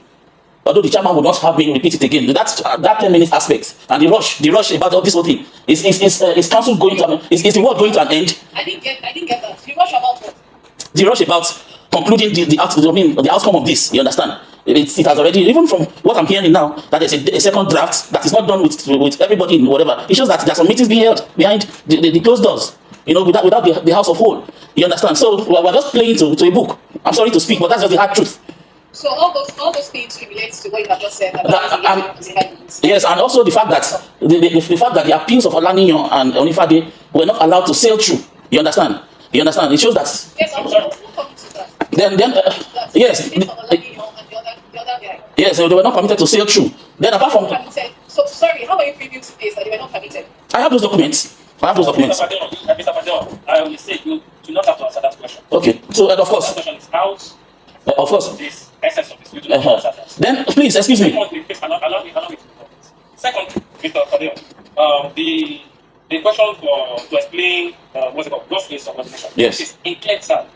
I want you to categorically state what's your, because you said so many things, but because we are taking note of everything, we are taking note of everything that you said, that you are saying. So in clear terms, please, the issue of gross insubordination, please, what is your opinion or what is your take on this? Okay, sir, please, I don't forget your question. Well, let me say something about, I don't know, how did I know that, sorry, Madam Kemi, sorry. There was a last question you asked that how did I know that, but I just want to say that if you need evidence that Dr. Dangut, you understand, that he tries to alter the outcome of panels. The case of this fuel that happened in our office, that is one case. Then I have another case, you understand? And I have audio that I can release to the panel, you understand? If my lawyer permits, you understand? I have audio that I can release to that extent. So then let me now go to the question you asked. Indirectly, you're telling us that the HNO is influencing this panel. Yes, absolutely. I'm saying that the HNO is influencing this panel. You understand? This very panel is influencing this panel. Because, well, let me not go there. There's some things I should just keep to myself for now. You understand? But if you need evidence, Yes. So that's why I said that I need to ask my lawyer some things, and I can substantiate. You understand? So you ask the question. What you're saying is that it wasn't subordination. You did not. Or did I did not. There's no. My BC never gave me any assignment to do that I did not do. The HNO never. When they told me that I should hands off exam, did I not hands off? When they said I should go on suspension, did I not go on suspension? I have never refused any lawful order given to me by my superiors. So there's no insubordination here. What we have here, yes, what we have here is that I'm reporting an employee, although senior, I'm reporting an employee that has questions to answer, and that has not been done. So this panel cannot be complete if he's not here. And whatever comes out of this panel without him coming here is just kangaroo.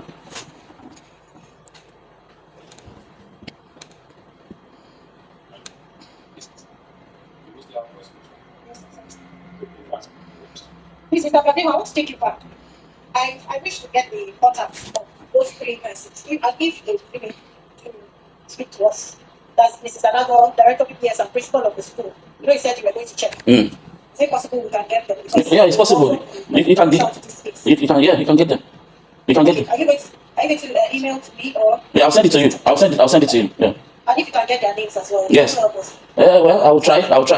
Okay. As much as you can. Yes. So, Mr. Badian, Yes. earlier you said you will consult your legal representative. Yes.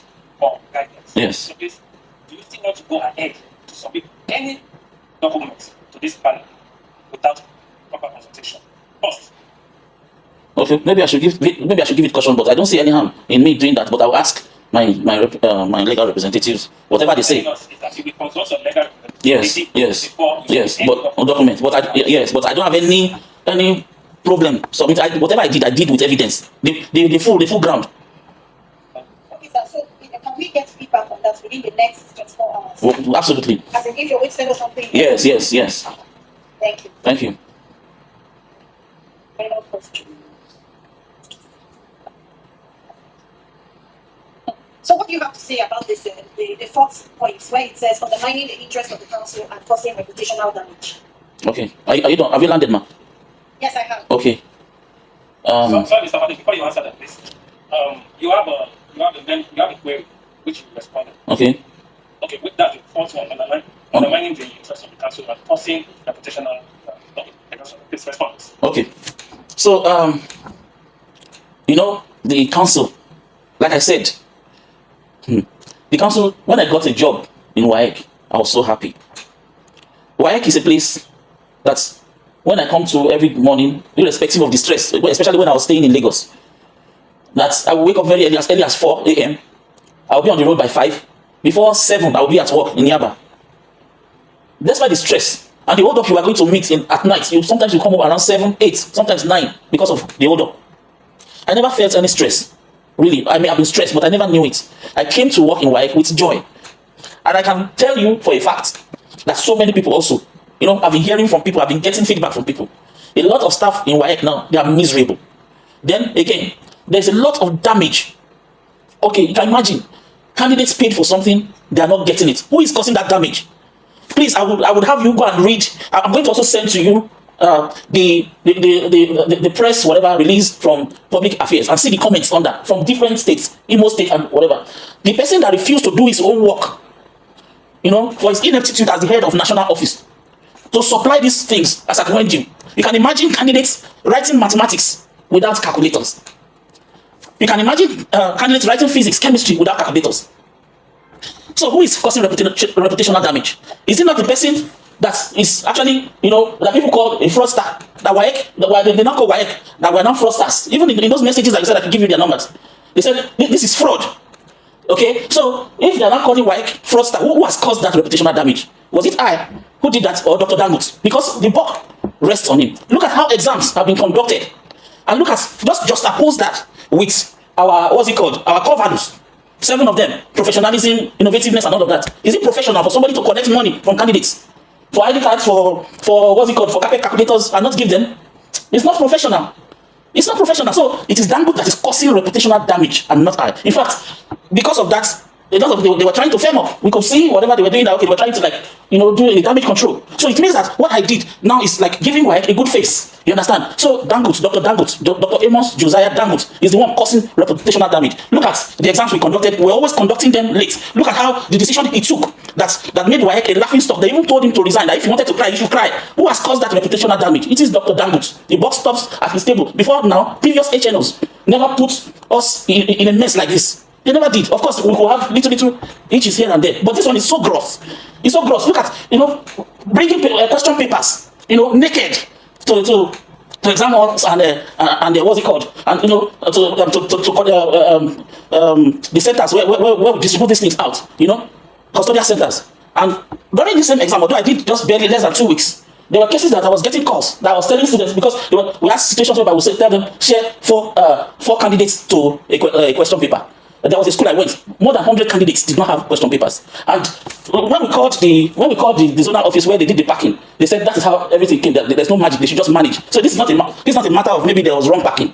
This is unprecedented in the history of WAEC. All of you that are here, you know it. The earlier we call a spade, and not want to crucify somebody just for one organ to stay relevant. Because the truth of the matter is that if we don't, as a panel, if we don't say it as it is, once Dangut goes down, the reputation of everybody on this panel also goes down with it. So it is Dangut, Dr. Dangut, that is causing reputational damage, not I.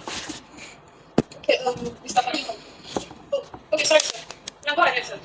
Sorry, ma'am. Mine is just, I want to ask whether Mr. Fadimo, all these allegations you have raised, talking about distributing, question paper naked, talking about schools, not having calculator, can you get us concrete evidence? Why not? All these things you have been saying, they are just, I kind of, saying them whether defending yourself or whatever. Okay. But the committee, or rather the panel, will prefer you to bring concrete evidence. Telling us or showing, maybe this video, where people are giving again, where candidates for all these things, all this information, yes, make these things available.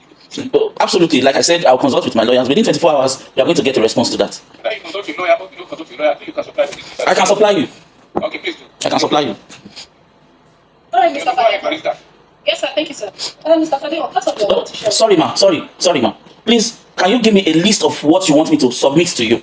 Please, I would like that, sir. Okay, continue, ma. All right. When you spoke about the KPEC calculators, Mr. Fadimo, 13,000 calculators you said were supplied as against 65,000 to candidates in local office. Am I correct? Yes. All right. I can remember, but you can also correct me, or we can play the video. One of the principals, okay, I don't know who was speaking with you, which of them was speaking. Yes, ma'am. One of the principals, or I don't know which of them, because we couldn't identify in your YouTube videos. One of them talked about the fact that her teacher was on ground from morning till 6. And even after they queued up for calculators, and she was like, but she was not given calculators. Please, my A question to that is, who was in charge of issuing calculators? And why was the person not given? Who was in charge of giving calculators? Why was the person not given? Okay, the people in charge of giving calculators, the accounts people, the store people in account, are the ones in charge. But they could only give what they have. They could not manufacture calculators when they have been exhausted, when they were not supplied in adequate quantities. Then I just need to. Sorry, Mr. Fadimo, you didn't answer the question. You said who is in charge of? He said, he answered the question. He said account. My big question that I said, Mr. Fadimo, please, is the fact that I said she had come since morning. Yes, you already supplied the fact that only 13,000 calculators were issued out of 65,000. And that the conversation with you and that person, I don't know if it was a principal or the PBS, we can't really identify, but you put 3 voice notes on the video. Okay. Am I correct? Yeah. So I don't know which one of them was speaking. And she said even her representative or her teacher has been there since morning, even when she was one of the first. So from my own, why I'm asking that question right now is that, so she couldn't have been given out of the 13,000 calculators. Is that it? No, that's very possible. Yes, it's possible that she could not have been given. Because when they were all told to come, you understand? Besides, I was on suspension when they were giving this thing out. You understand? So I don't have any suspension for how many? For 1 month. You understand? So it was during the time I was on suspension that this thing happened. So it does not concern me in any way, because staff cannot be on suspension and still be answering. I'm just telling you from the general knowledge of how things work. You understand? I don't know whether you get what I'm saying. I want to make clarifications. That's what I'm asking. So let it be captured that I was on suspension, so I cannot take responsibility for what happened during my suspension. But from what I know, you understand, it is accounts people that issue out calculators. And from what I heard, they did not, since they knew that they didn't have enough, what we expected of them was that they should have just have said, okay, so schools should just come. You understand? But they just gave a blanket invitation. And so a lot of people, because even from in previous years, these things have been happening too. So it's not just this year. So because of that, all of them rushed and came in the morning. So it's immaterial whether they came in the morning. If the thing has finished, it has finished. I'm just referring to the conversation you had with the woman. That's what I wanted to Yeah, I just answered you now. I just said that it does not matter whether they all came. Whether they came in the morning. Yes, because these things were not enough. There will be some people that will go home empty-handed. So my next question is on the fact of sorry, I'm trying to speak. I think I have another. Then I like to take you back to this question again. You talked about the fact that HRM was the one that stopped the appeal of some staff. Yes. Can you substantiate that? I've already substantiated. Yes. Yes. There are questions that I consider not part of the terms of reference that we have. And Can you read the terms of reference? I read this very please. You asked me to write the question. I want to write before you don't. Mr. Fadeo, please hold on. Now, you tell yourself, Barista.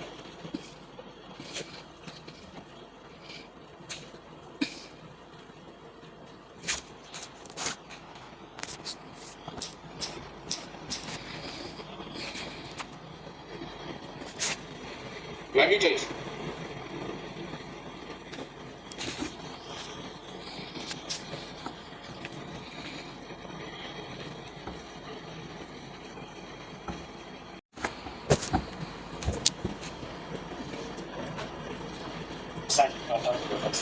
Explicitly stated we cannot do part of this. Wait. I didn't say number 4 is not. I didn't say Jeremy.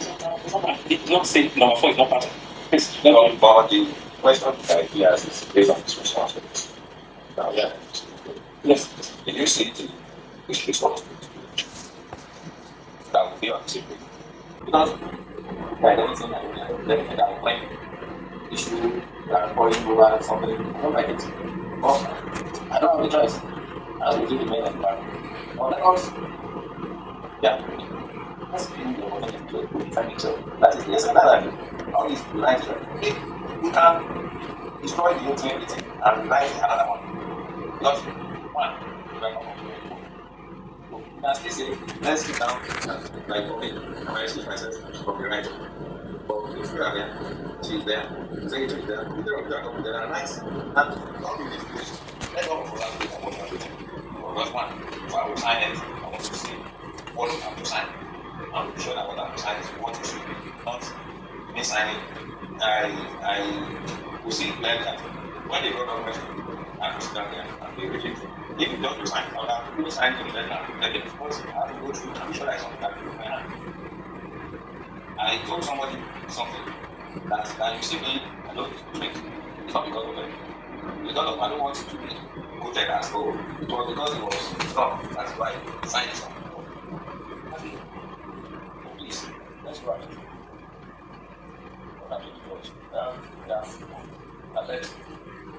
Let us conclude on that outcome. Everybody let's have time. He has pointed out to it, which to be one we are through with it. We all still use our person. That's not like now I just pointed out to rather it was all this one like what is why you're talking. If we do not talk to them, there's no way what you have mentioned that we know that you know it's not even the one that we talk to because that is not have done that. If you have asked me, I would never have mentioned that this thing as that. So now we have to talk. I don't call it right here. Ask the question. Mr. Fadeo, Yes, ma'am. what you are referring to, is it for 2025 or 2026? 2026. But of course, these kind of things too have been happening in previous years too. So, but All right, thank you. Please just hold on. Okay. Let's see, are you still there, sir? I'm very much available. All right, sir. Welcome back, sir. Thank you. Yes, sir. Yes. Mr. Fadeo, I'll continue with my questions. Can you hear me? Yes, ma'am. Okay. As part of your petition, you wrote it somewhere that it took serious efforts. I believe you have a copy of the petition. I'm just reading like a line from it where you talk about Dr. Dangut running a wrong control said it took serious efforts by some staff to prevent him from setting up another panel to investigate my own case. Yes. Please, can you clarify that? Because, yes, as you said, I was at a panel for Oka last year, so I don't know where this is coming from to investigate another case. Well, though for everything I have proof, but I need to. Yes, but I need to. It's not every information or every piece of information that I get that I will reveal who told me. I need to protect the identity of such staff. So, because of that, I won't be able to. Okay. Yeah, in as much as you don't want to mention, when you talk about food, you have documentary food. Is that what you're saying? Yeah. Sorry, I was attending to somebody. What did you say, ma'am? I said when you talk about food, because all these things we're asking now is for you to substantiate these things that you put down. When you're talking about food, that means you have something hard copy to document to substantiate things. Not hard copy. Witness. But I'm not willing to name the witness. Okay. Yeah. Then my next question is about that. Okay, you said I'm going through your petition as well as your query. That's what, because you already have a copy. You already have a copy. You have your copies with you, or you remember? I should remember everything I said. Okay. Okay. So you talked about the fact that evidence of the fact that when the panel comes with a no case submission, each everyone writes his own verdict. Yes, I have that one. If you want that one, but I'll consult my lawyer. I have it. Hard evidence. Audio. It's breaking. Can't really hear you. Okay, I said I have that one as audio. You understand? And if you need it, I can give it to you after consulting with my lawyer. Okay, so that will be part of. Well, listing the things that you said you can get across. Yes. So listing it down. Okay. The question I asked is that from your petition, you said evidence of the fact that when the panel comes with a no case submission, HNO writes his own verdict. Yeah, he writes his own verdict. How do I say it? Yes, he writes. Yes, I have it. So, and even in this case, we are already seeing it already. The mere fact that we have a second this thing, you understand? That was in contention. That's another proof. That's another. And I wanted to also bring it to your notice that you know that the issue of PED. I'm trying to look for what you said about PED. Yes. The issue of PED. Are you that the policy of the council, which everybody met and now that involved that for candidate representation? I want you to clarify on that. Okay, what I'm saying in that one, thank God that all of us we are registrar cadre staff. I had worked in PED for 1 year. And even before that, I've been having interfacing with PED. So the point I'm trying to bring up is that in some cases, some candidates are wrongly punished, especially when we have overzealous staff who are not going to do due diligence, or they just want to do everything fast. You understand? So there are so many people that have been punished in the line of that because we may have a group that is thorough, another group of staff during NOSEC may not be thorough. And once this is sent to the next level, which is the NEC does not have time to be going through everything one after the other again. All they just do is to ratify. And the only cases that the NEC now will check are special reports.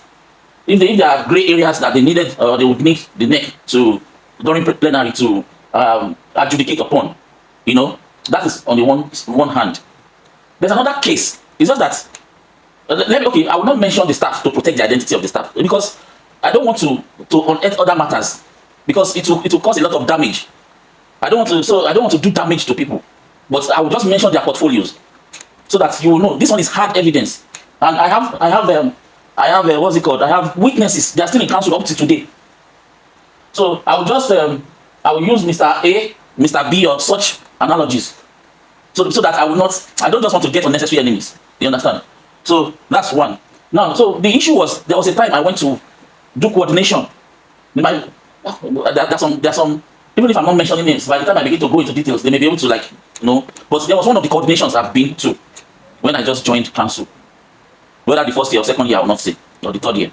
Now, in this center, we had virtually all the candidates but one that was not guilty of copying or writing the same thing. But this guy was an Igbo guy. The marking took place in Sokoto. This guy was the only one that wrote independently, and he scored a very high score. Now, I was not the malpractice officer. But we have those two, on that particular year, in that year, we had two malpractice officers. The head of that panel is a current DR in ICTD. I will not say more than that. The head of PED at that time is a retired woman now. She was a DR at that time. I won't say more than that. I don't want to mention names. These people committed a very grievous crime that I reported to the management then. And I reported to PED, to the next person under that person in PED. The next person under that person in PED is also a retired staff now. Recently, she retired as an SDR. I will not mention name. Now, that particular year, I was not, these other people who were the malpractice officers, they were in different states. And they did not want to come to, because normally they were the ones that should come and deliver to PED. And that was the rule then. So, so they now said I should, being the junior staff and working in Lagos, I should be the one to go and submit the malpractice case. I didn't want to do it, but I could not refuse a lawful order. One of the reasons why I didn't want to do it then was because there were so many issues with, they will be telling you, shape this, or they'll be asking you questions that you may not be able to answer. But since I've been given a lawful order, I had to do it. Now, when I submitted this malpractice, the woman who was the DR then, in charge of that place, there was the DR that I'm talking about is a DR that likes to bring a lot of malpractice, to PED. I won't say more than that. And when he brought this lots of malpractice, because now when we're talking about things, this person too is my friend and he has helped me in the past. But when somebody has done something that is wrong, I don't cover wrongness. So all of these other people, they were Muslims. All these other people who were caught in the malpractice from their scripts, they were Muslims. This guy is the only Christian amongst them that did not copy. He wrote something different. But on the marks and attendance sheet of those candidates, the candidate was not marked present. Now, because the candidate was not marked present, this woman, the head of PED then, created a new law. Just because if you look at it, from what I could read out of it, the woman actually gave me money that time, not because of this. She was happy because, the other people, in fact, she called those people who were the malpractice officers that time, that they were the ones that she could even summon them to come to Lagos. But she said because I came to do all of those things, she gave me 500 naira then, just to appreciate me. So I don't have a problem with them being nice. These people are nice people to me. But it's what they did that I'm trying to talk about now. And that's why I said if I start to mention them, it will be on record. You understand? So that's why I don't want to mention. I don't hate them. You understand? But I looked at it that they were looking at religion and they were looking at tribe. And the woman now wrote with a red pen, as if she was an examiner.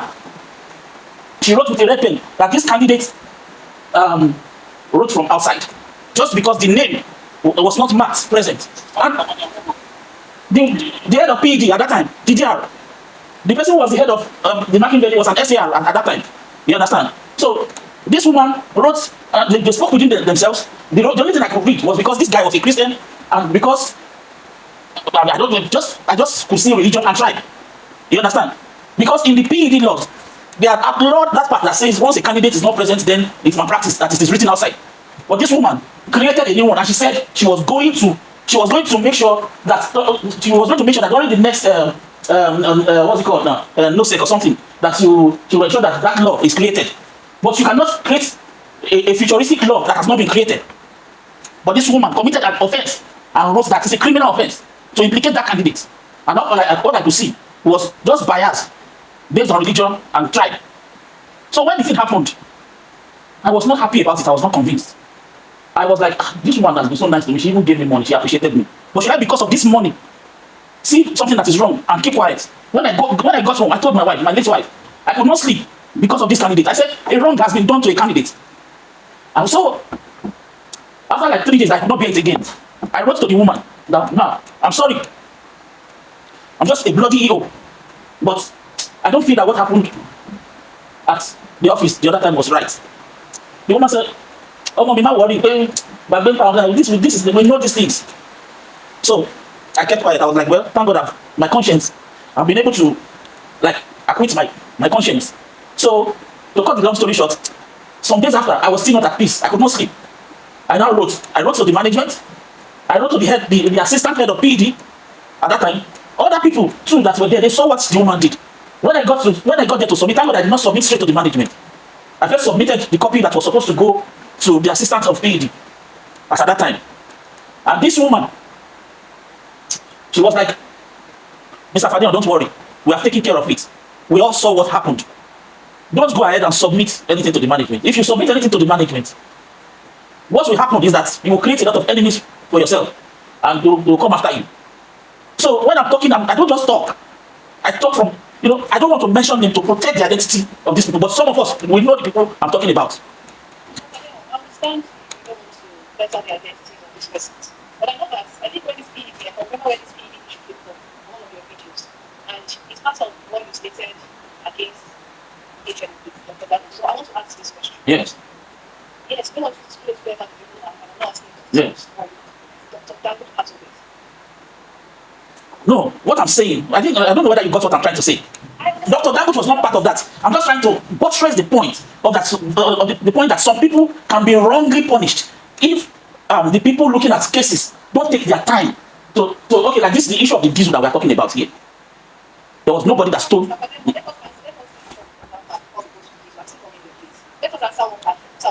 Yes, I said I did not say Dr. Dangut did that. I used that as an analogy of people being wrongly punished. I use that one as people being wrongly punished. I use that as an example of when due diligence is not done, just because people are members of the panel. I've been the head of a panel before. There was something that got lost. No, they stole the part. They stole the part of our transformer. They stole the part of our transformer. I now looked at it. Sorry.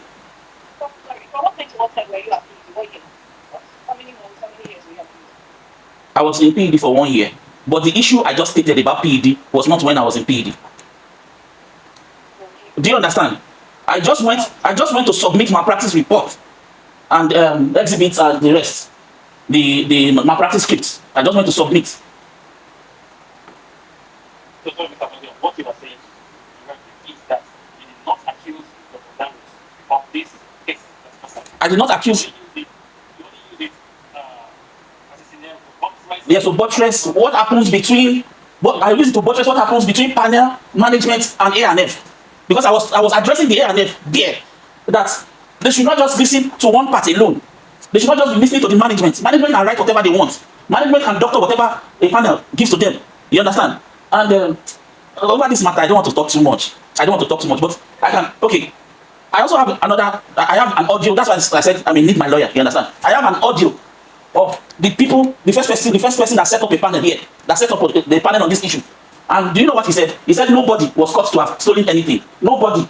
That he just felt that okay, nobody did anything wrong and they could not hold on to anybody. But that let me just send it to HR. I recorded this something. I have the recording. You understand? So what I'm just trying to say is that when you are doing panel, sorry, let me land on this. I have the recording of my own issue, The person, the first set of people that first let me use the word set up a panel on this case. You understand? So when you set up a panel and the panel cannot pinpoint who did anything wrong, I don't see any reason for punishment. And if there will be punishment, the punishment should not be killing, especially when, like the one I just said concerning the panel I headed here in this office. A part of this transformer was stolen some years back, about 2 years or so back. Now, by the time we checked, we could not hold anybody to it. The only thing we told them was, okay, go ahead and make sure that you pay for this thing because we can see ineptitude in this thing. You understand? But where you, for the same offense, you seized somebody's, you seized somebody's productivity.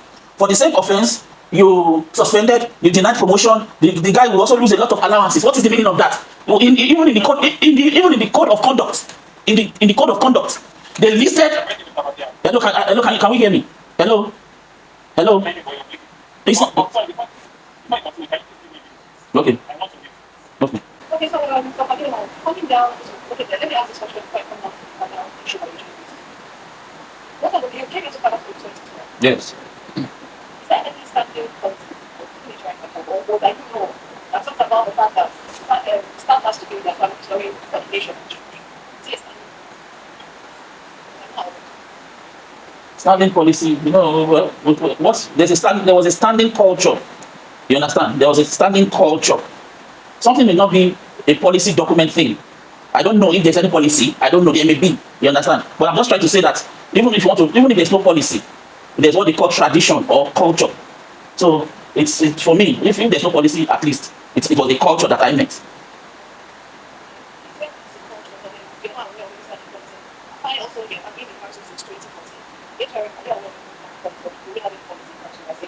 that has to be posted to their families or children. No, just help us here. That's how I no, so that it's not be like that. So because you said I'm reading from your petition. But one of your petitions says that Dr. Dangut instructed that staff should not be posted to where their families are, not only for population and distribution. So I will want you to achieve that or clarify. Yes, what I was saying there in 2024. Okay, let me start from the fact that it's a culture, the culture that Dr. Dangut benefited from very well. And you know the nature of our job. Those of you in Lagos, you may not understand, but Uncle Ogumbayo understands because at least I met him in Enugu here. And even for those of us who are ladies that they may not post out of Lagos, for those of us that did not post out of Lagos, we at least will be hearing what staff are saying or what they are going through. Okay, now because of the nature of the work, like for me now, I can only travel to Lagos maybe like at the end of the year when we are given close of office holiday. You know, that's the only time. At other times when I take my leave, I cannot leave because the kind of job that are on ground, you know, because we have so many diets of exams, so they are always interwoven. So you may not be able to travel or like travel for a long time. You understand? So, but at least whatever policies we are bringing in, it's not only money that we should think of, like we are saving costs or all of that. We should also look at the human resources, and this is where the HR should even come in. That this is beyond just saving money, save families too. When I lost my wife in 2016, I remarried in 2023 January, and there was because of the transfer, my wife, that's my new wife, she's no more with me now. Hello, I don't know whether we are following. Hello, okay. So that my new wife, she had given birth to a child for me. Now, because I was transferred, she said no, she was not coming, that I should stay there, that she will be in Lagos. I said no, we cannot. We are a new family. We are a new family. You cannot afford to be away from your husband. And it's not every man that can be frolicking around with women. There are some people that keep to themselves until they meet with their wives or something. So now, because of that transfer, I even went to meet Dr. Dangut. That at least my family is still very young. I just suffered the loss of a wife. You know. Now, please let me still be in Lagos at least for the next 5 years, so that we will have bonded as a family. My children too will be used to the woman and all and all and all. He said, well, no, that's what he also meant, that God will go with me. And he prayed for me, and so I just believe that, well, that's how God wanted it to be. Now, when I got to this place, there was a time I was given an opportunity to go and submit, my practice report and also bring certificates. I told my DNBC, I think that was around Easter time, please, can you allow me to, because that Easter break entered into that journey, let me at least stay an extra day, so that the issues I'm having with my new wife, at least we can have time to talk about it. That as for the certificates, we can do security packing. And it was at TDD then. He said, no, those things are security materials. I cannot stay an extra day. And I saw other people from other offices staying. But since my organ has spoken, it's a security matter, I came back immediately.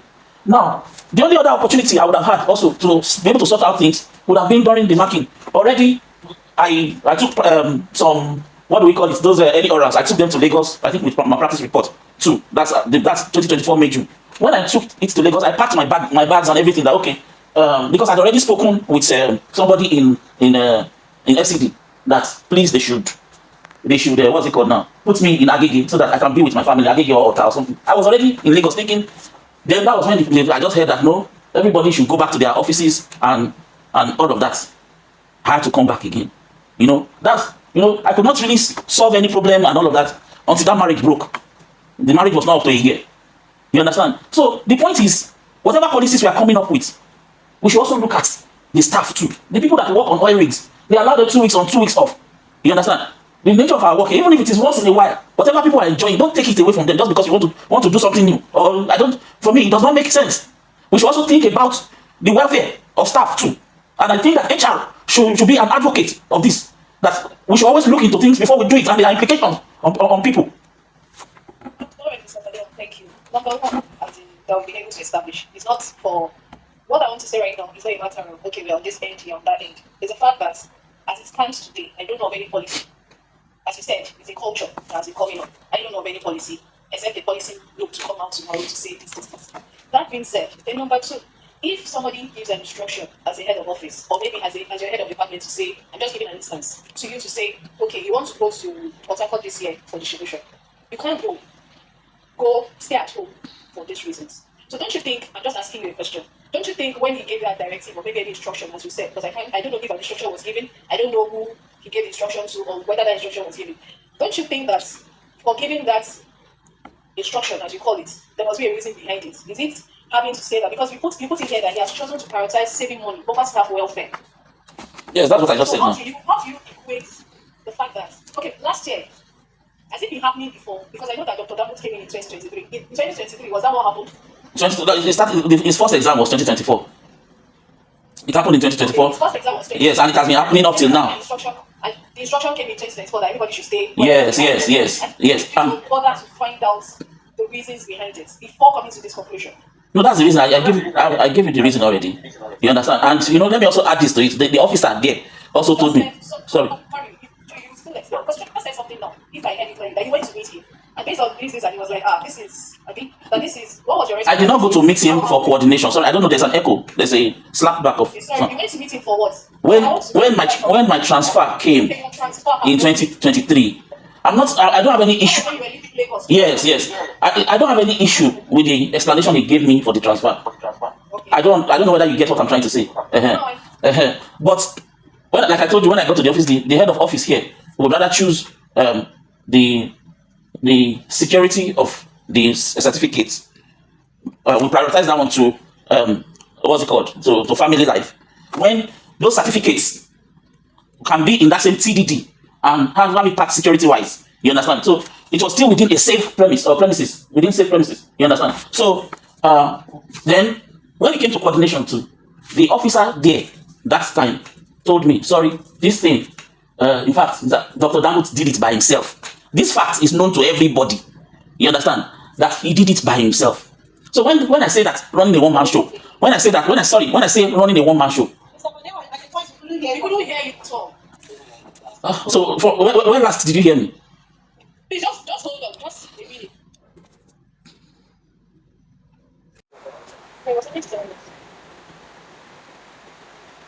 Okay, Mr. Kadin, let me ask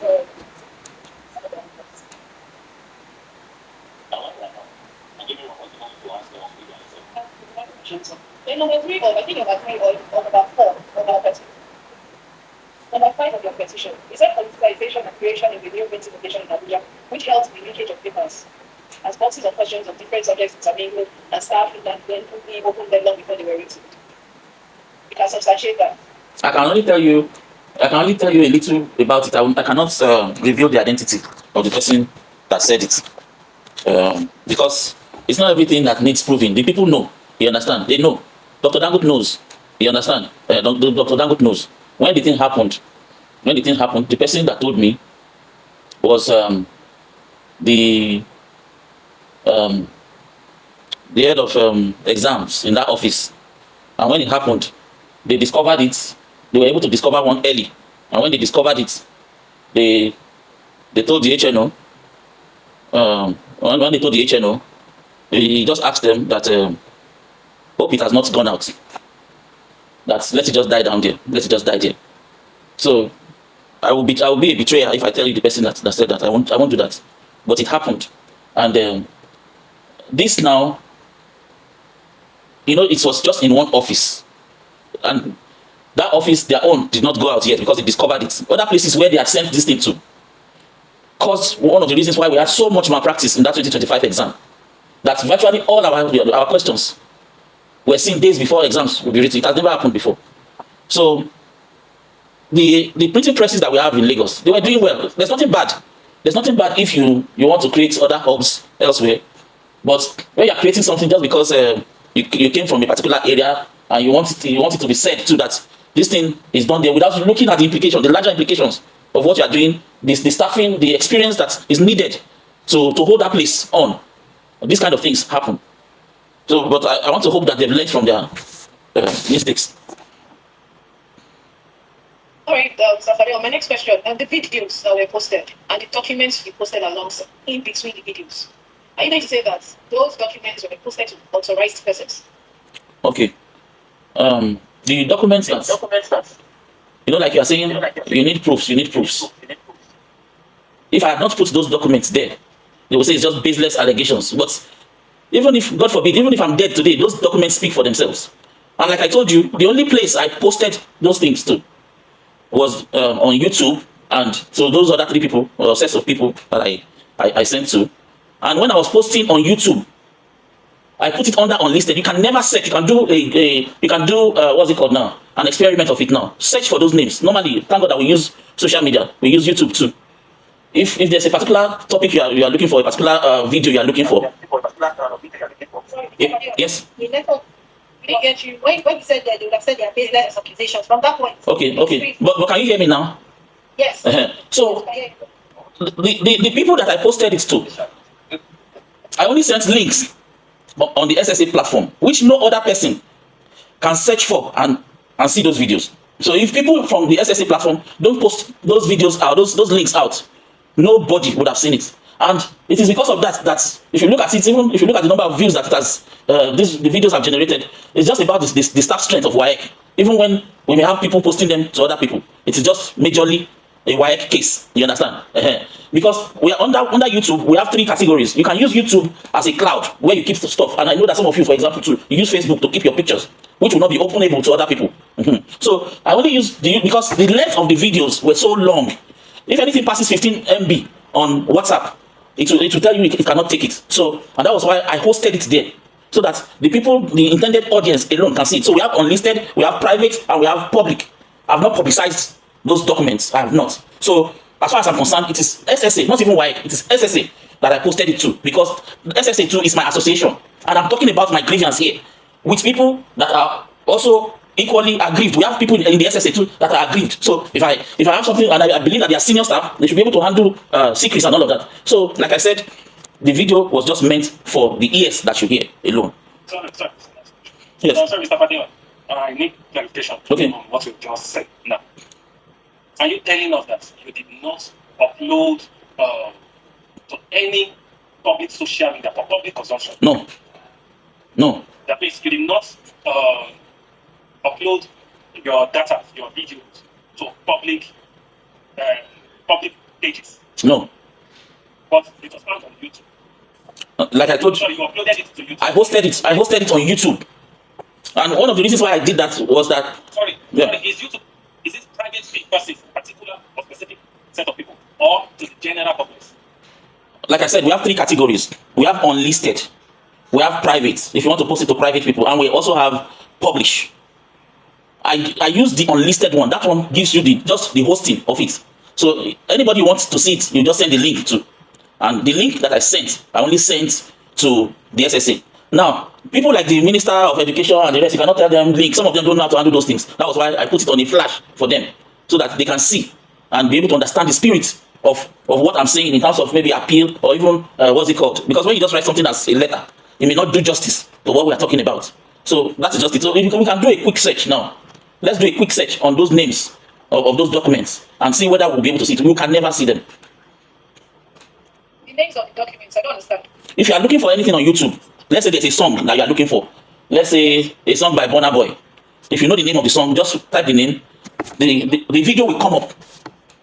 Other videos too that have similar names may come up, but they will just look for the one you are looking for and click on it. But in this case, once you type that name, you can never see those videos. Because you can never see it because you did not post it for general. Yes, for general view. For specific. Not even for specific. It is just the link. It is just the link that you can get from unlisted. The category called unlisted. You understand? It is just the link. And the link that I posted was on the SSA platform.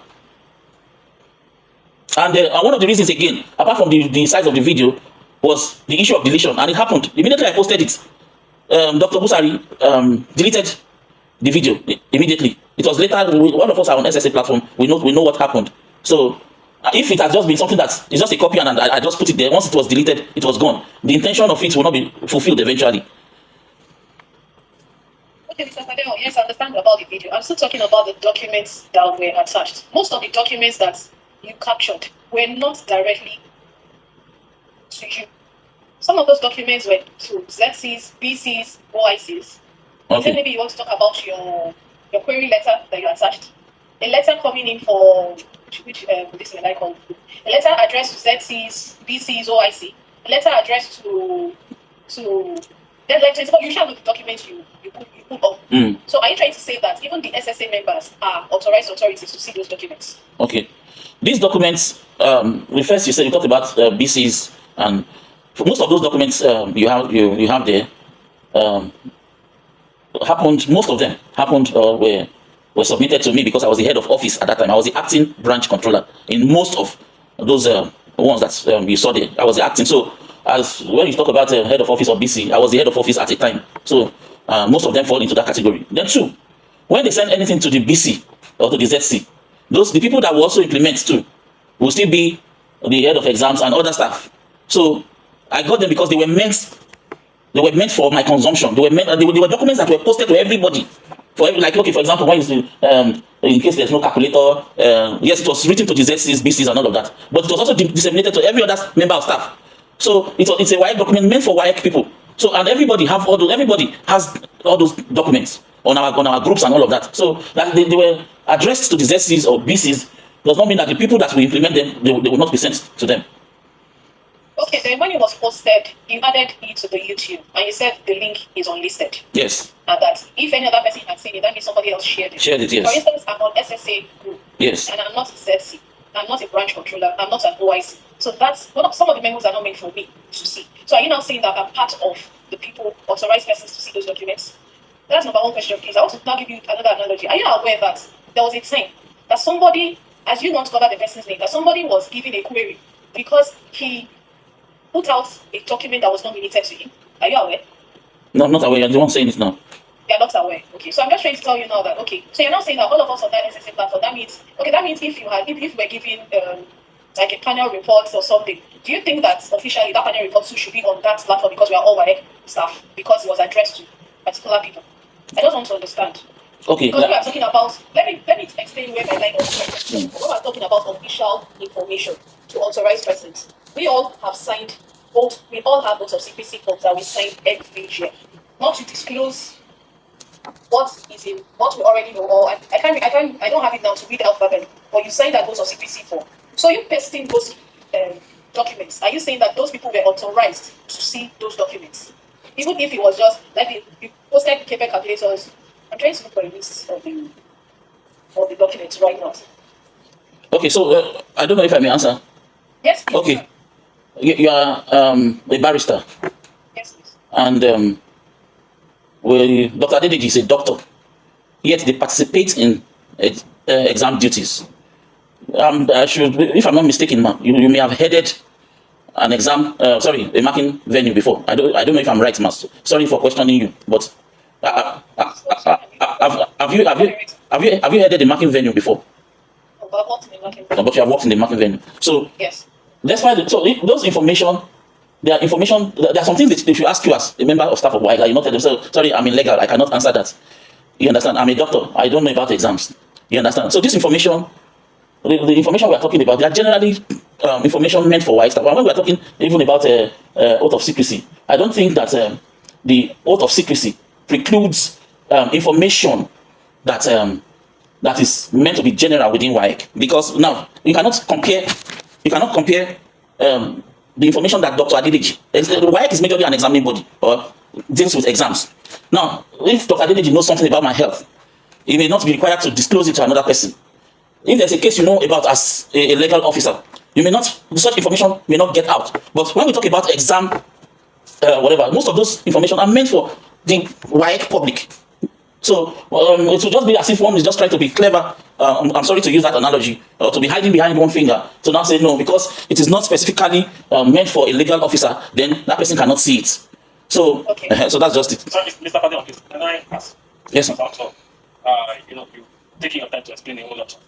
So, what is, if I understand what you're trying to say here, are you trying to say that the entire document that you have used or as an attachment or whatever for your petitions that you have released to the SSA platform, are you saying that they are documents that are privy to SSA member because they are the end users of such documents?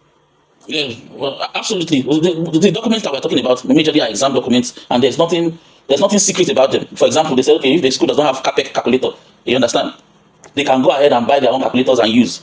That is a general information that is even meant to be disseminated to the public, not even the WAEC public. You understand? But that memo was meant for the ZCs and BCs. But this information is supposed to be put out to the public.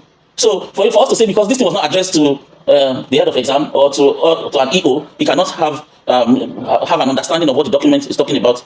It's like being clever by half. Sorry to use that. No problem. You are free to use any language. All right. I'm looking at all the documents now, and you can also look at it. There's one here addressed to the head of national office, attention the registrar/controller of examinations, and it reads: request for review of 2025 biology examination results of masters versus seminary or SUME. Is that supposed to be for the consumption of SSA members? I can see another one, improper recording. I believe that was the query given to H.A. Paul before we came for the panel at Oka. Yes. Is H.A. Paul a member of the SSA platform? H.A. Paul is not a member of the SSA platform, but how do I say it now? There's a point I'm trying to make, you understand, and that I needed to, because I felt aggrieved, you understand, by, there are sometimes that some people, they do some illegal things or they do some wrong things, and when they now see that another person is trying to compensate for what they have done by giving evidences, we want to hide about on maybe technicalities or whatever. We are talking about the reason why I was demoted. We are talking about the reason why I was suspended. I needed to give proof. I needed to also clear my name, because what has happened, in a way, they were giving a criminal connotation to it. You understand? So everything that I need to prove my point, and that is still within WAEC staff, especially the senior staff of WAEC, I don't see anything that should not be seen there. We are talking about the reason for which you have affected my life. And I'm trying to give proof to show you that this is what, and I circulated it within the managers of WAEC, of my own association. So if you want to be... So what I'm just trying to say is that those people are not people that should not see it. Okay, thank you. My final question to you. You said the reason you were demoted, the reason you were suspended. Please, can you tell this panel what happened and what gave rise to the office sending a panel to Oka? In a nutshell. Okay, well, what happened is already on the video, and like the chairman said, that you people took time to watch the video. One of the reasons why I had to do that video is that I don't want to be explaining to everybody. You understand? Why? Oh, Mr. Madian, sorry. You're supposed to be an AR1 now. Hey, no, sorry, I'm an AR2. I cannot be explaining all those things, to everybody. And I needed to clear my name. Sorry, can you try to put me back on track on your question so that I can wrap it up where you are asking the question? I just said you should. You were talking about your previous... okay, yes, good. Okay, good. Can you explain to this panel what happened? So what happened was that there was, in a nutshell, there was leakage of fuel. Over 1,200 and something liters of diesel. Now, the management is saying that because the 450 out of it, we took a decision on it based on the understanding we had at that time. That, okay, thank God that we were around, we were part of those people that measured the keg, and what other reason there was this sumo machine that they were using to pump that has no metering. And we thought that was the major reasons why there was discrepancy, until now we saw where the thing was flowing. In my video, we showed it. And it is known to the panel that apart from the 450 liters, we still had more, close to 700 that still got leaked. So now the management is not talking about the 750 that got leaked. Again, as if that one, well, we can look away. Why don't they say that we should also pay for those 750? So now that even if people made a mistake in judgment, because the work I've been given to do in Oka office has to do or pertains with management. In the process of managing something, you can make a wrong call, or it may not even be wrong, but you may not be looking holistically at everything. Does that mean that you should kill the person? So for the totality of what happened, it's already in the video. I don't need to be saying everything, but this in a nutshell, that's what happened. Why are we being destroyed? What did Dangut do? In Yola. Please, I don't know whether we are with me, sir. I'm masked. We are with you. Yes, yes, sir. Thank you. You have already answered the question. Okay, you don't want me to talk about that one? No, you have already spoken about it now. No, I've not spoken about it. I just want to speak about it. Yes. Yes, I said that in Yola office, I have a voice recording that I can send to the panel. So if we're talking about evidence, in Yola, this man drove official vehicle and destroyed the engine. He used official money to fix it. That is a crime. Nobody killed him for it. Nobody. If it had happened under this regime of Dangut, that person will be facing the firing squad.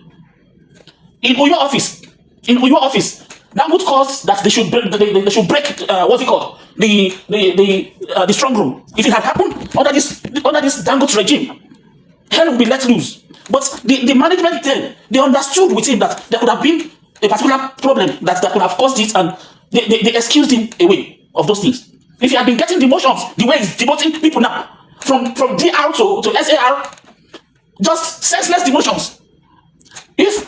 If those kind of things had happened to him, he would not be the HNO. He would have been sent out. I have other dossiers on him.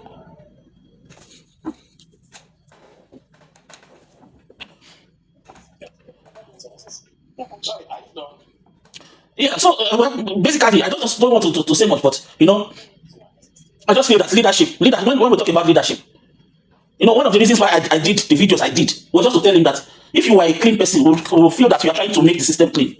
Because part of the what he's posting is like it's because he's trying to make the system clean. But he himself is not clean. If I see him, that's why I said that let Mr. Dangut to come here. I want to ask him questions. He said I defend him. He should come and tell me whether that thing that happened, that did not happen. I want him to come and face me. And he has not come to debunk those things.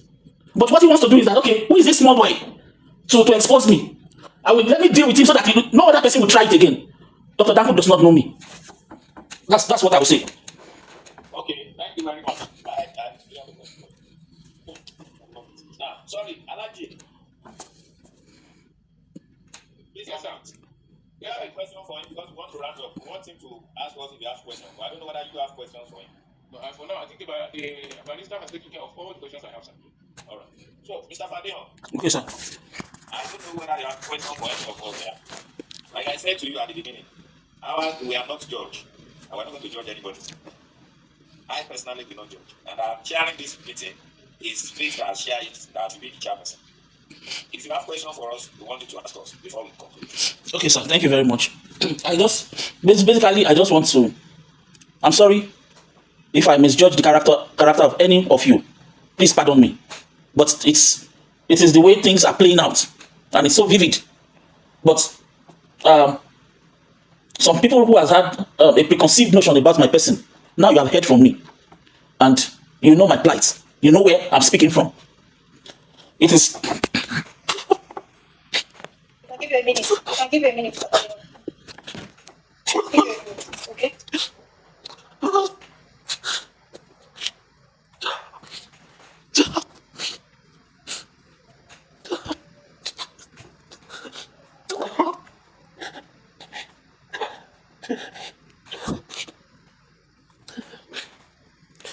Please pardon me.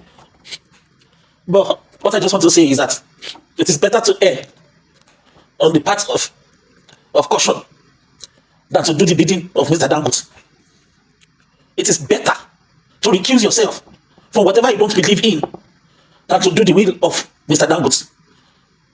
That's what I just want to charge us with. Like I told you, I've headed the panel before, and when we were not sure of who stole, we told them, go and pay for this thing. That is enough punishment for their ineptitude. So please, let us write our names in gold, where Dr. Dangut also would need to face you people. Let him know. Don't look at this person. Don't say it's because it is out of your terms of reference. Already by calling me and talking about defamation, it has automatically put him as part of those people who should be in the witness box, so to speak. And I want you to let him know, please, forgive me. Let him know that I am not afraid of him. I am not afraid of what he can do to me. What is the highest amount I want to collect from the council? It's not up to 8 million. I can forfeit it. But the truth will prevail. That's just what I want to end with, sir. Thank you, ma. God bless you.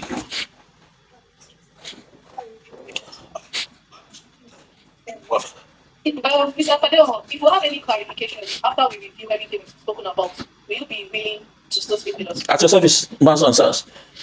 Always at your service.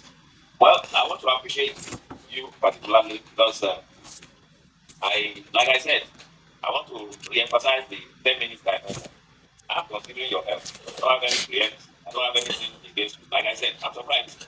You mentioned that I was in Enugu. I don't know you. I'm going to be honest with you. I've seen the video. That was the best I would see. And today is the next time I will see you. But I'm sure, maybe because of my position, a lot of people know me. It's possible, no problem. But the truth of the matter is, nobody, and I'm speaking to you, nobody preempts anything. We don't have the power to do anything. And like I said, whether we like it or not, whatever we do today, we'll still come back to us tomorrow. if we judge unfairly, we also be judged unfairly. So whether we like it or not, we have to do what is right.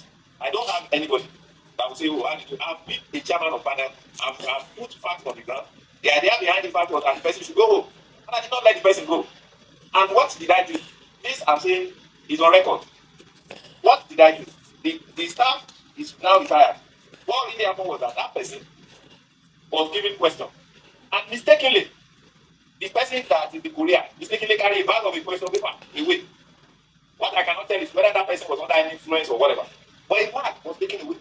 And by the time we look at the record, there is a register. We discovered that there was nothing written about that particular paper on the register. And what did I do? The first thing I said was that we should prepare a register. And this register I'm talking about, sample of it is in Jos. Go to Enugu, you see there. That register I'm talking about, I prepared the register. And as I'm talking to you, if I was using that register, I was in Akure when this thing happened. And when I prepared the register, what I said, the recommendation, as the chairman of my recommendation was that that person should be excused for 2 exams. That the person was not participating both in the conduct or marking. And that was final. Because at the end of the day, we have to proceed the question paper in full back. Nothing tampered with the question paper. So if I've decided that I will kill the person, what will have to come of me at the end of the day? I will not do that. And that's why I said that it is just fate that brought me as the chairman of this panel. And I'm sure the people that say I should be the chairman, they know that I'm an unbiased judge. So we will look at the merit. And that was the reason why I said that whether it's draft 1 or draft 2, report can be rewritten. Because we have not concluded. But at the point we are waiting to talk to you, we will not see you, we will not talk to you. There is no way they will say, conclude this report as a so date, I will not write anything. And the rest assured, nobody, none of us has seen that report until yesterday or the day yesterday that was sent on the platform. And 50% of what was there, I've not read. I'm not going to lie to you. I'm not. And my reason is very simple. I'm not the type that read under pressure. I had issue with my vehicle. I was trying to solve the problem since that Friday. I was only able to tell the vehicle to be sure the vehicle was in good order yesterday. And that was something. Today we are finished. So please, just let us follow that procedure. Let us establish which are facts. And I'm sure you know I'm an accountant. I'm not a lawyer. And I'm not a judge. As an accountant, we always establish facts. When we want to put anything down, we establish facts. So we will look at it. We've been able to talk to you, and that was why I said we should talk to you. Now, whatever it is, that somebody has written something, we can rewrite everything. It does not take anything to rewrite. If we are sure what is there, and if we conclude and the result of the panel is not satisfactory to management, they can go ahead and do another panel. It's not a problem. But let's just establish facts before we conclude on anything. And that is the only thing I want us to do. So I sincerely appreciate you. And I want to say, calm down. And don't bother yourself about anything. If we need to talk to you again, since you said you'll be available to talk to us, we might still come to you. Sure, sir. Once we are done with the report, we'll still come to you. Okay. If there is need for us to still talk to you. Okay. Thank you very much and God bless you. Yes, sir. Please, if there are questions, if there are things you want me to, the list of what you want me to forward to you, just give them to me. We have that. We have that. Yes, and I also want to. Okay, sir. And I also want to also give. I don't know. You were around when Mr. Agoje was the ZC Enugu. No. I've left. Okay. I left when the retired SDR, what is this name? SDR, okay. No, the director of administration. Mrs. Onadu. Mrs. Onadu. Okay. I left before she left. Okay. Okay. Okay. I left in 2021. Okay. She left in 2022. Come to Lagos. Okay. Yes. I think we were just on transit that we met you in the office then. Okay. But sorry, sir. What I'm just trying to say is that before that diesel issue, Mr. Agoje was the one who was ZC. If you look at the difference between the current ZC and that one, there's also a leakage in PMS that has made us to condemn the new PMS tank. Do you know that staff paid for what they didn't know of? It was later, recently, when this new BC came, that we now knew that thing was leaking. We paid through our notaries too. At that time, I was not involved, but I joined them out of solidarity to pay. But what I want to bring out of it is that Mr. Agoje was like, he held a Zoom meeting with us. It was still in this office that all of us were. Some people were saying they will not pay because they did not steal anything. He was like, please, let this thing end here. Whatever you people will do, just look for the money and let the noise stop there. And the way he spoke with us, so that Lagos will not hear this thing. So what I'm trying to say is that when we are managers, we should look at what has happened, like you said in your own case. If it's a vindictive person, like the person of interest now, you may not want to look at what may have happened, or errors that may have happened sincerely. But Mr. Agoji said, you people should pay for it, and we all paid for it. We were not happy, but at least people were not demoted. It's traumatizing. It's embarrassing. Because you can imagine the amount of money I generated over, apart from other monies. Through the no fee centers, I was able to get all the people that were owing us to have to pay. Then, even re-inspection of schools, 575 schools plus. They paid 100%. I doubt if there's any other office that achieved that. And it was because of a decision I took. That some people from other offices were even calling me, that the matter was reported to, that would give me the audacity. I just told them, well, there's a memo to that. So when a member of staff does right, we should try to at least eulogize him and praise him. And if in the course of doing his duty, there are mistakes, we should look at things with human face. That is just all I want to say. Thank you, sir. Thank you much. It's all right. Thank you very much. Let's see, Abuja. Yes, sir. Yes, thank you for holding on. We appreciate you because we are the one that held you down totally. No problem. Thank you, sir. You're welcome, sir. Yeah, thank you for holding on.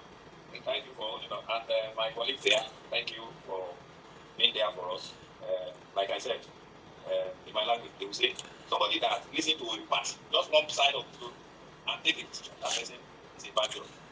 So we should be happy that we are able to talk to Mr. Fadeo. At least we need to run my thing, gotten vital information that ordinarily will not get on the pages of the paper. So thank you very much, Mr. Fadeo. Thank you, sir. Thank you. So like we said, we need to talk to you again. We will send a message to you so that we can reach out to you. Thank you very much. God bless you. God bless you, sir. God bless you. God bless you, man. God bless you, everybody. Thank you, Mr. Fadeo. Thank you, Barrister. Please say thank you to Mr. Chinedu because I know he's still waiting. I think so too. Yeah. Alright. Madam Ibaha, thank you.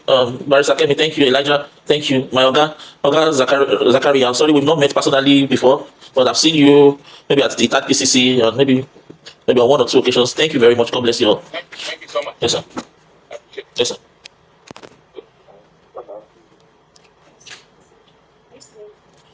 This one to be desert. Okay. Let's see how many days. Let's see. Okay. Okay, don't remove me. I maybe we should move on. Okay. First. Okay. I will handle that.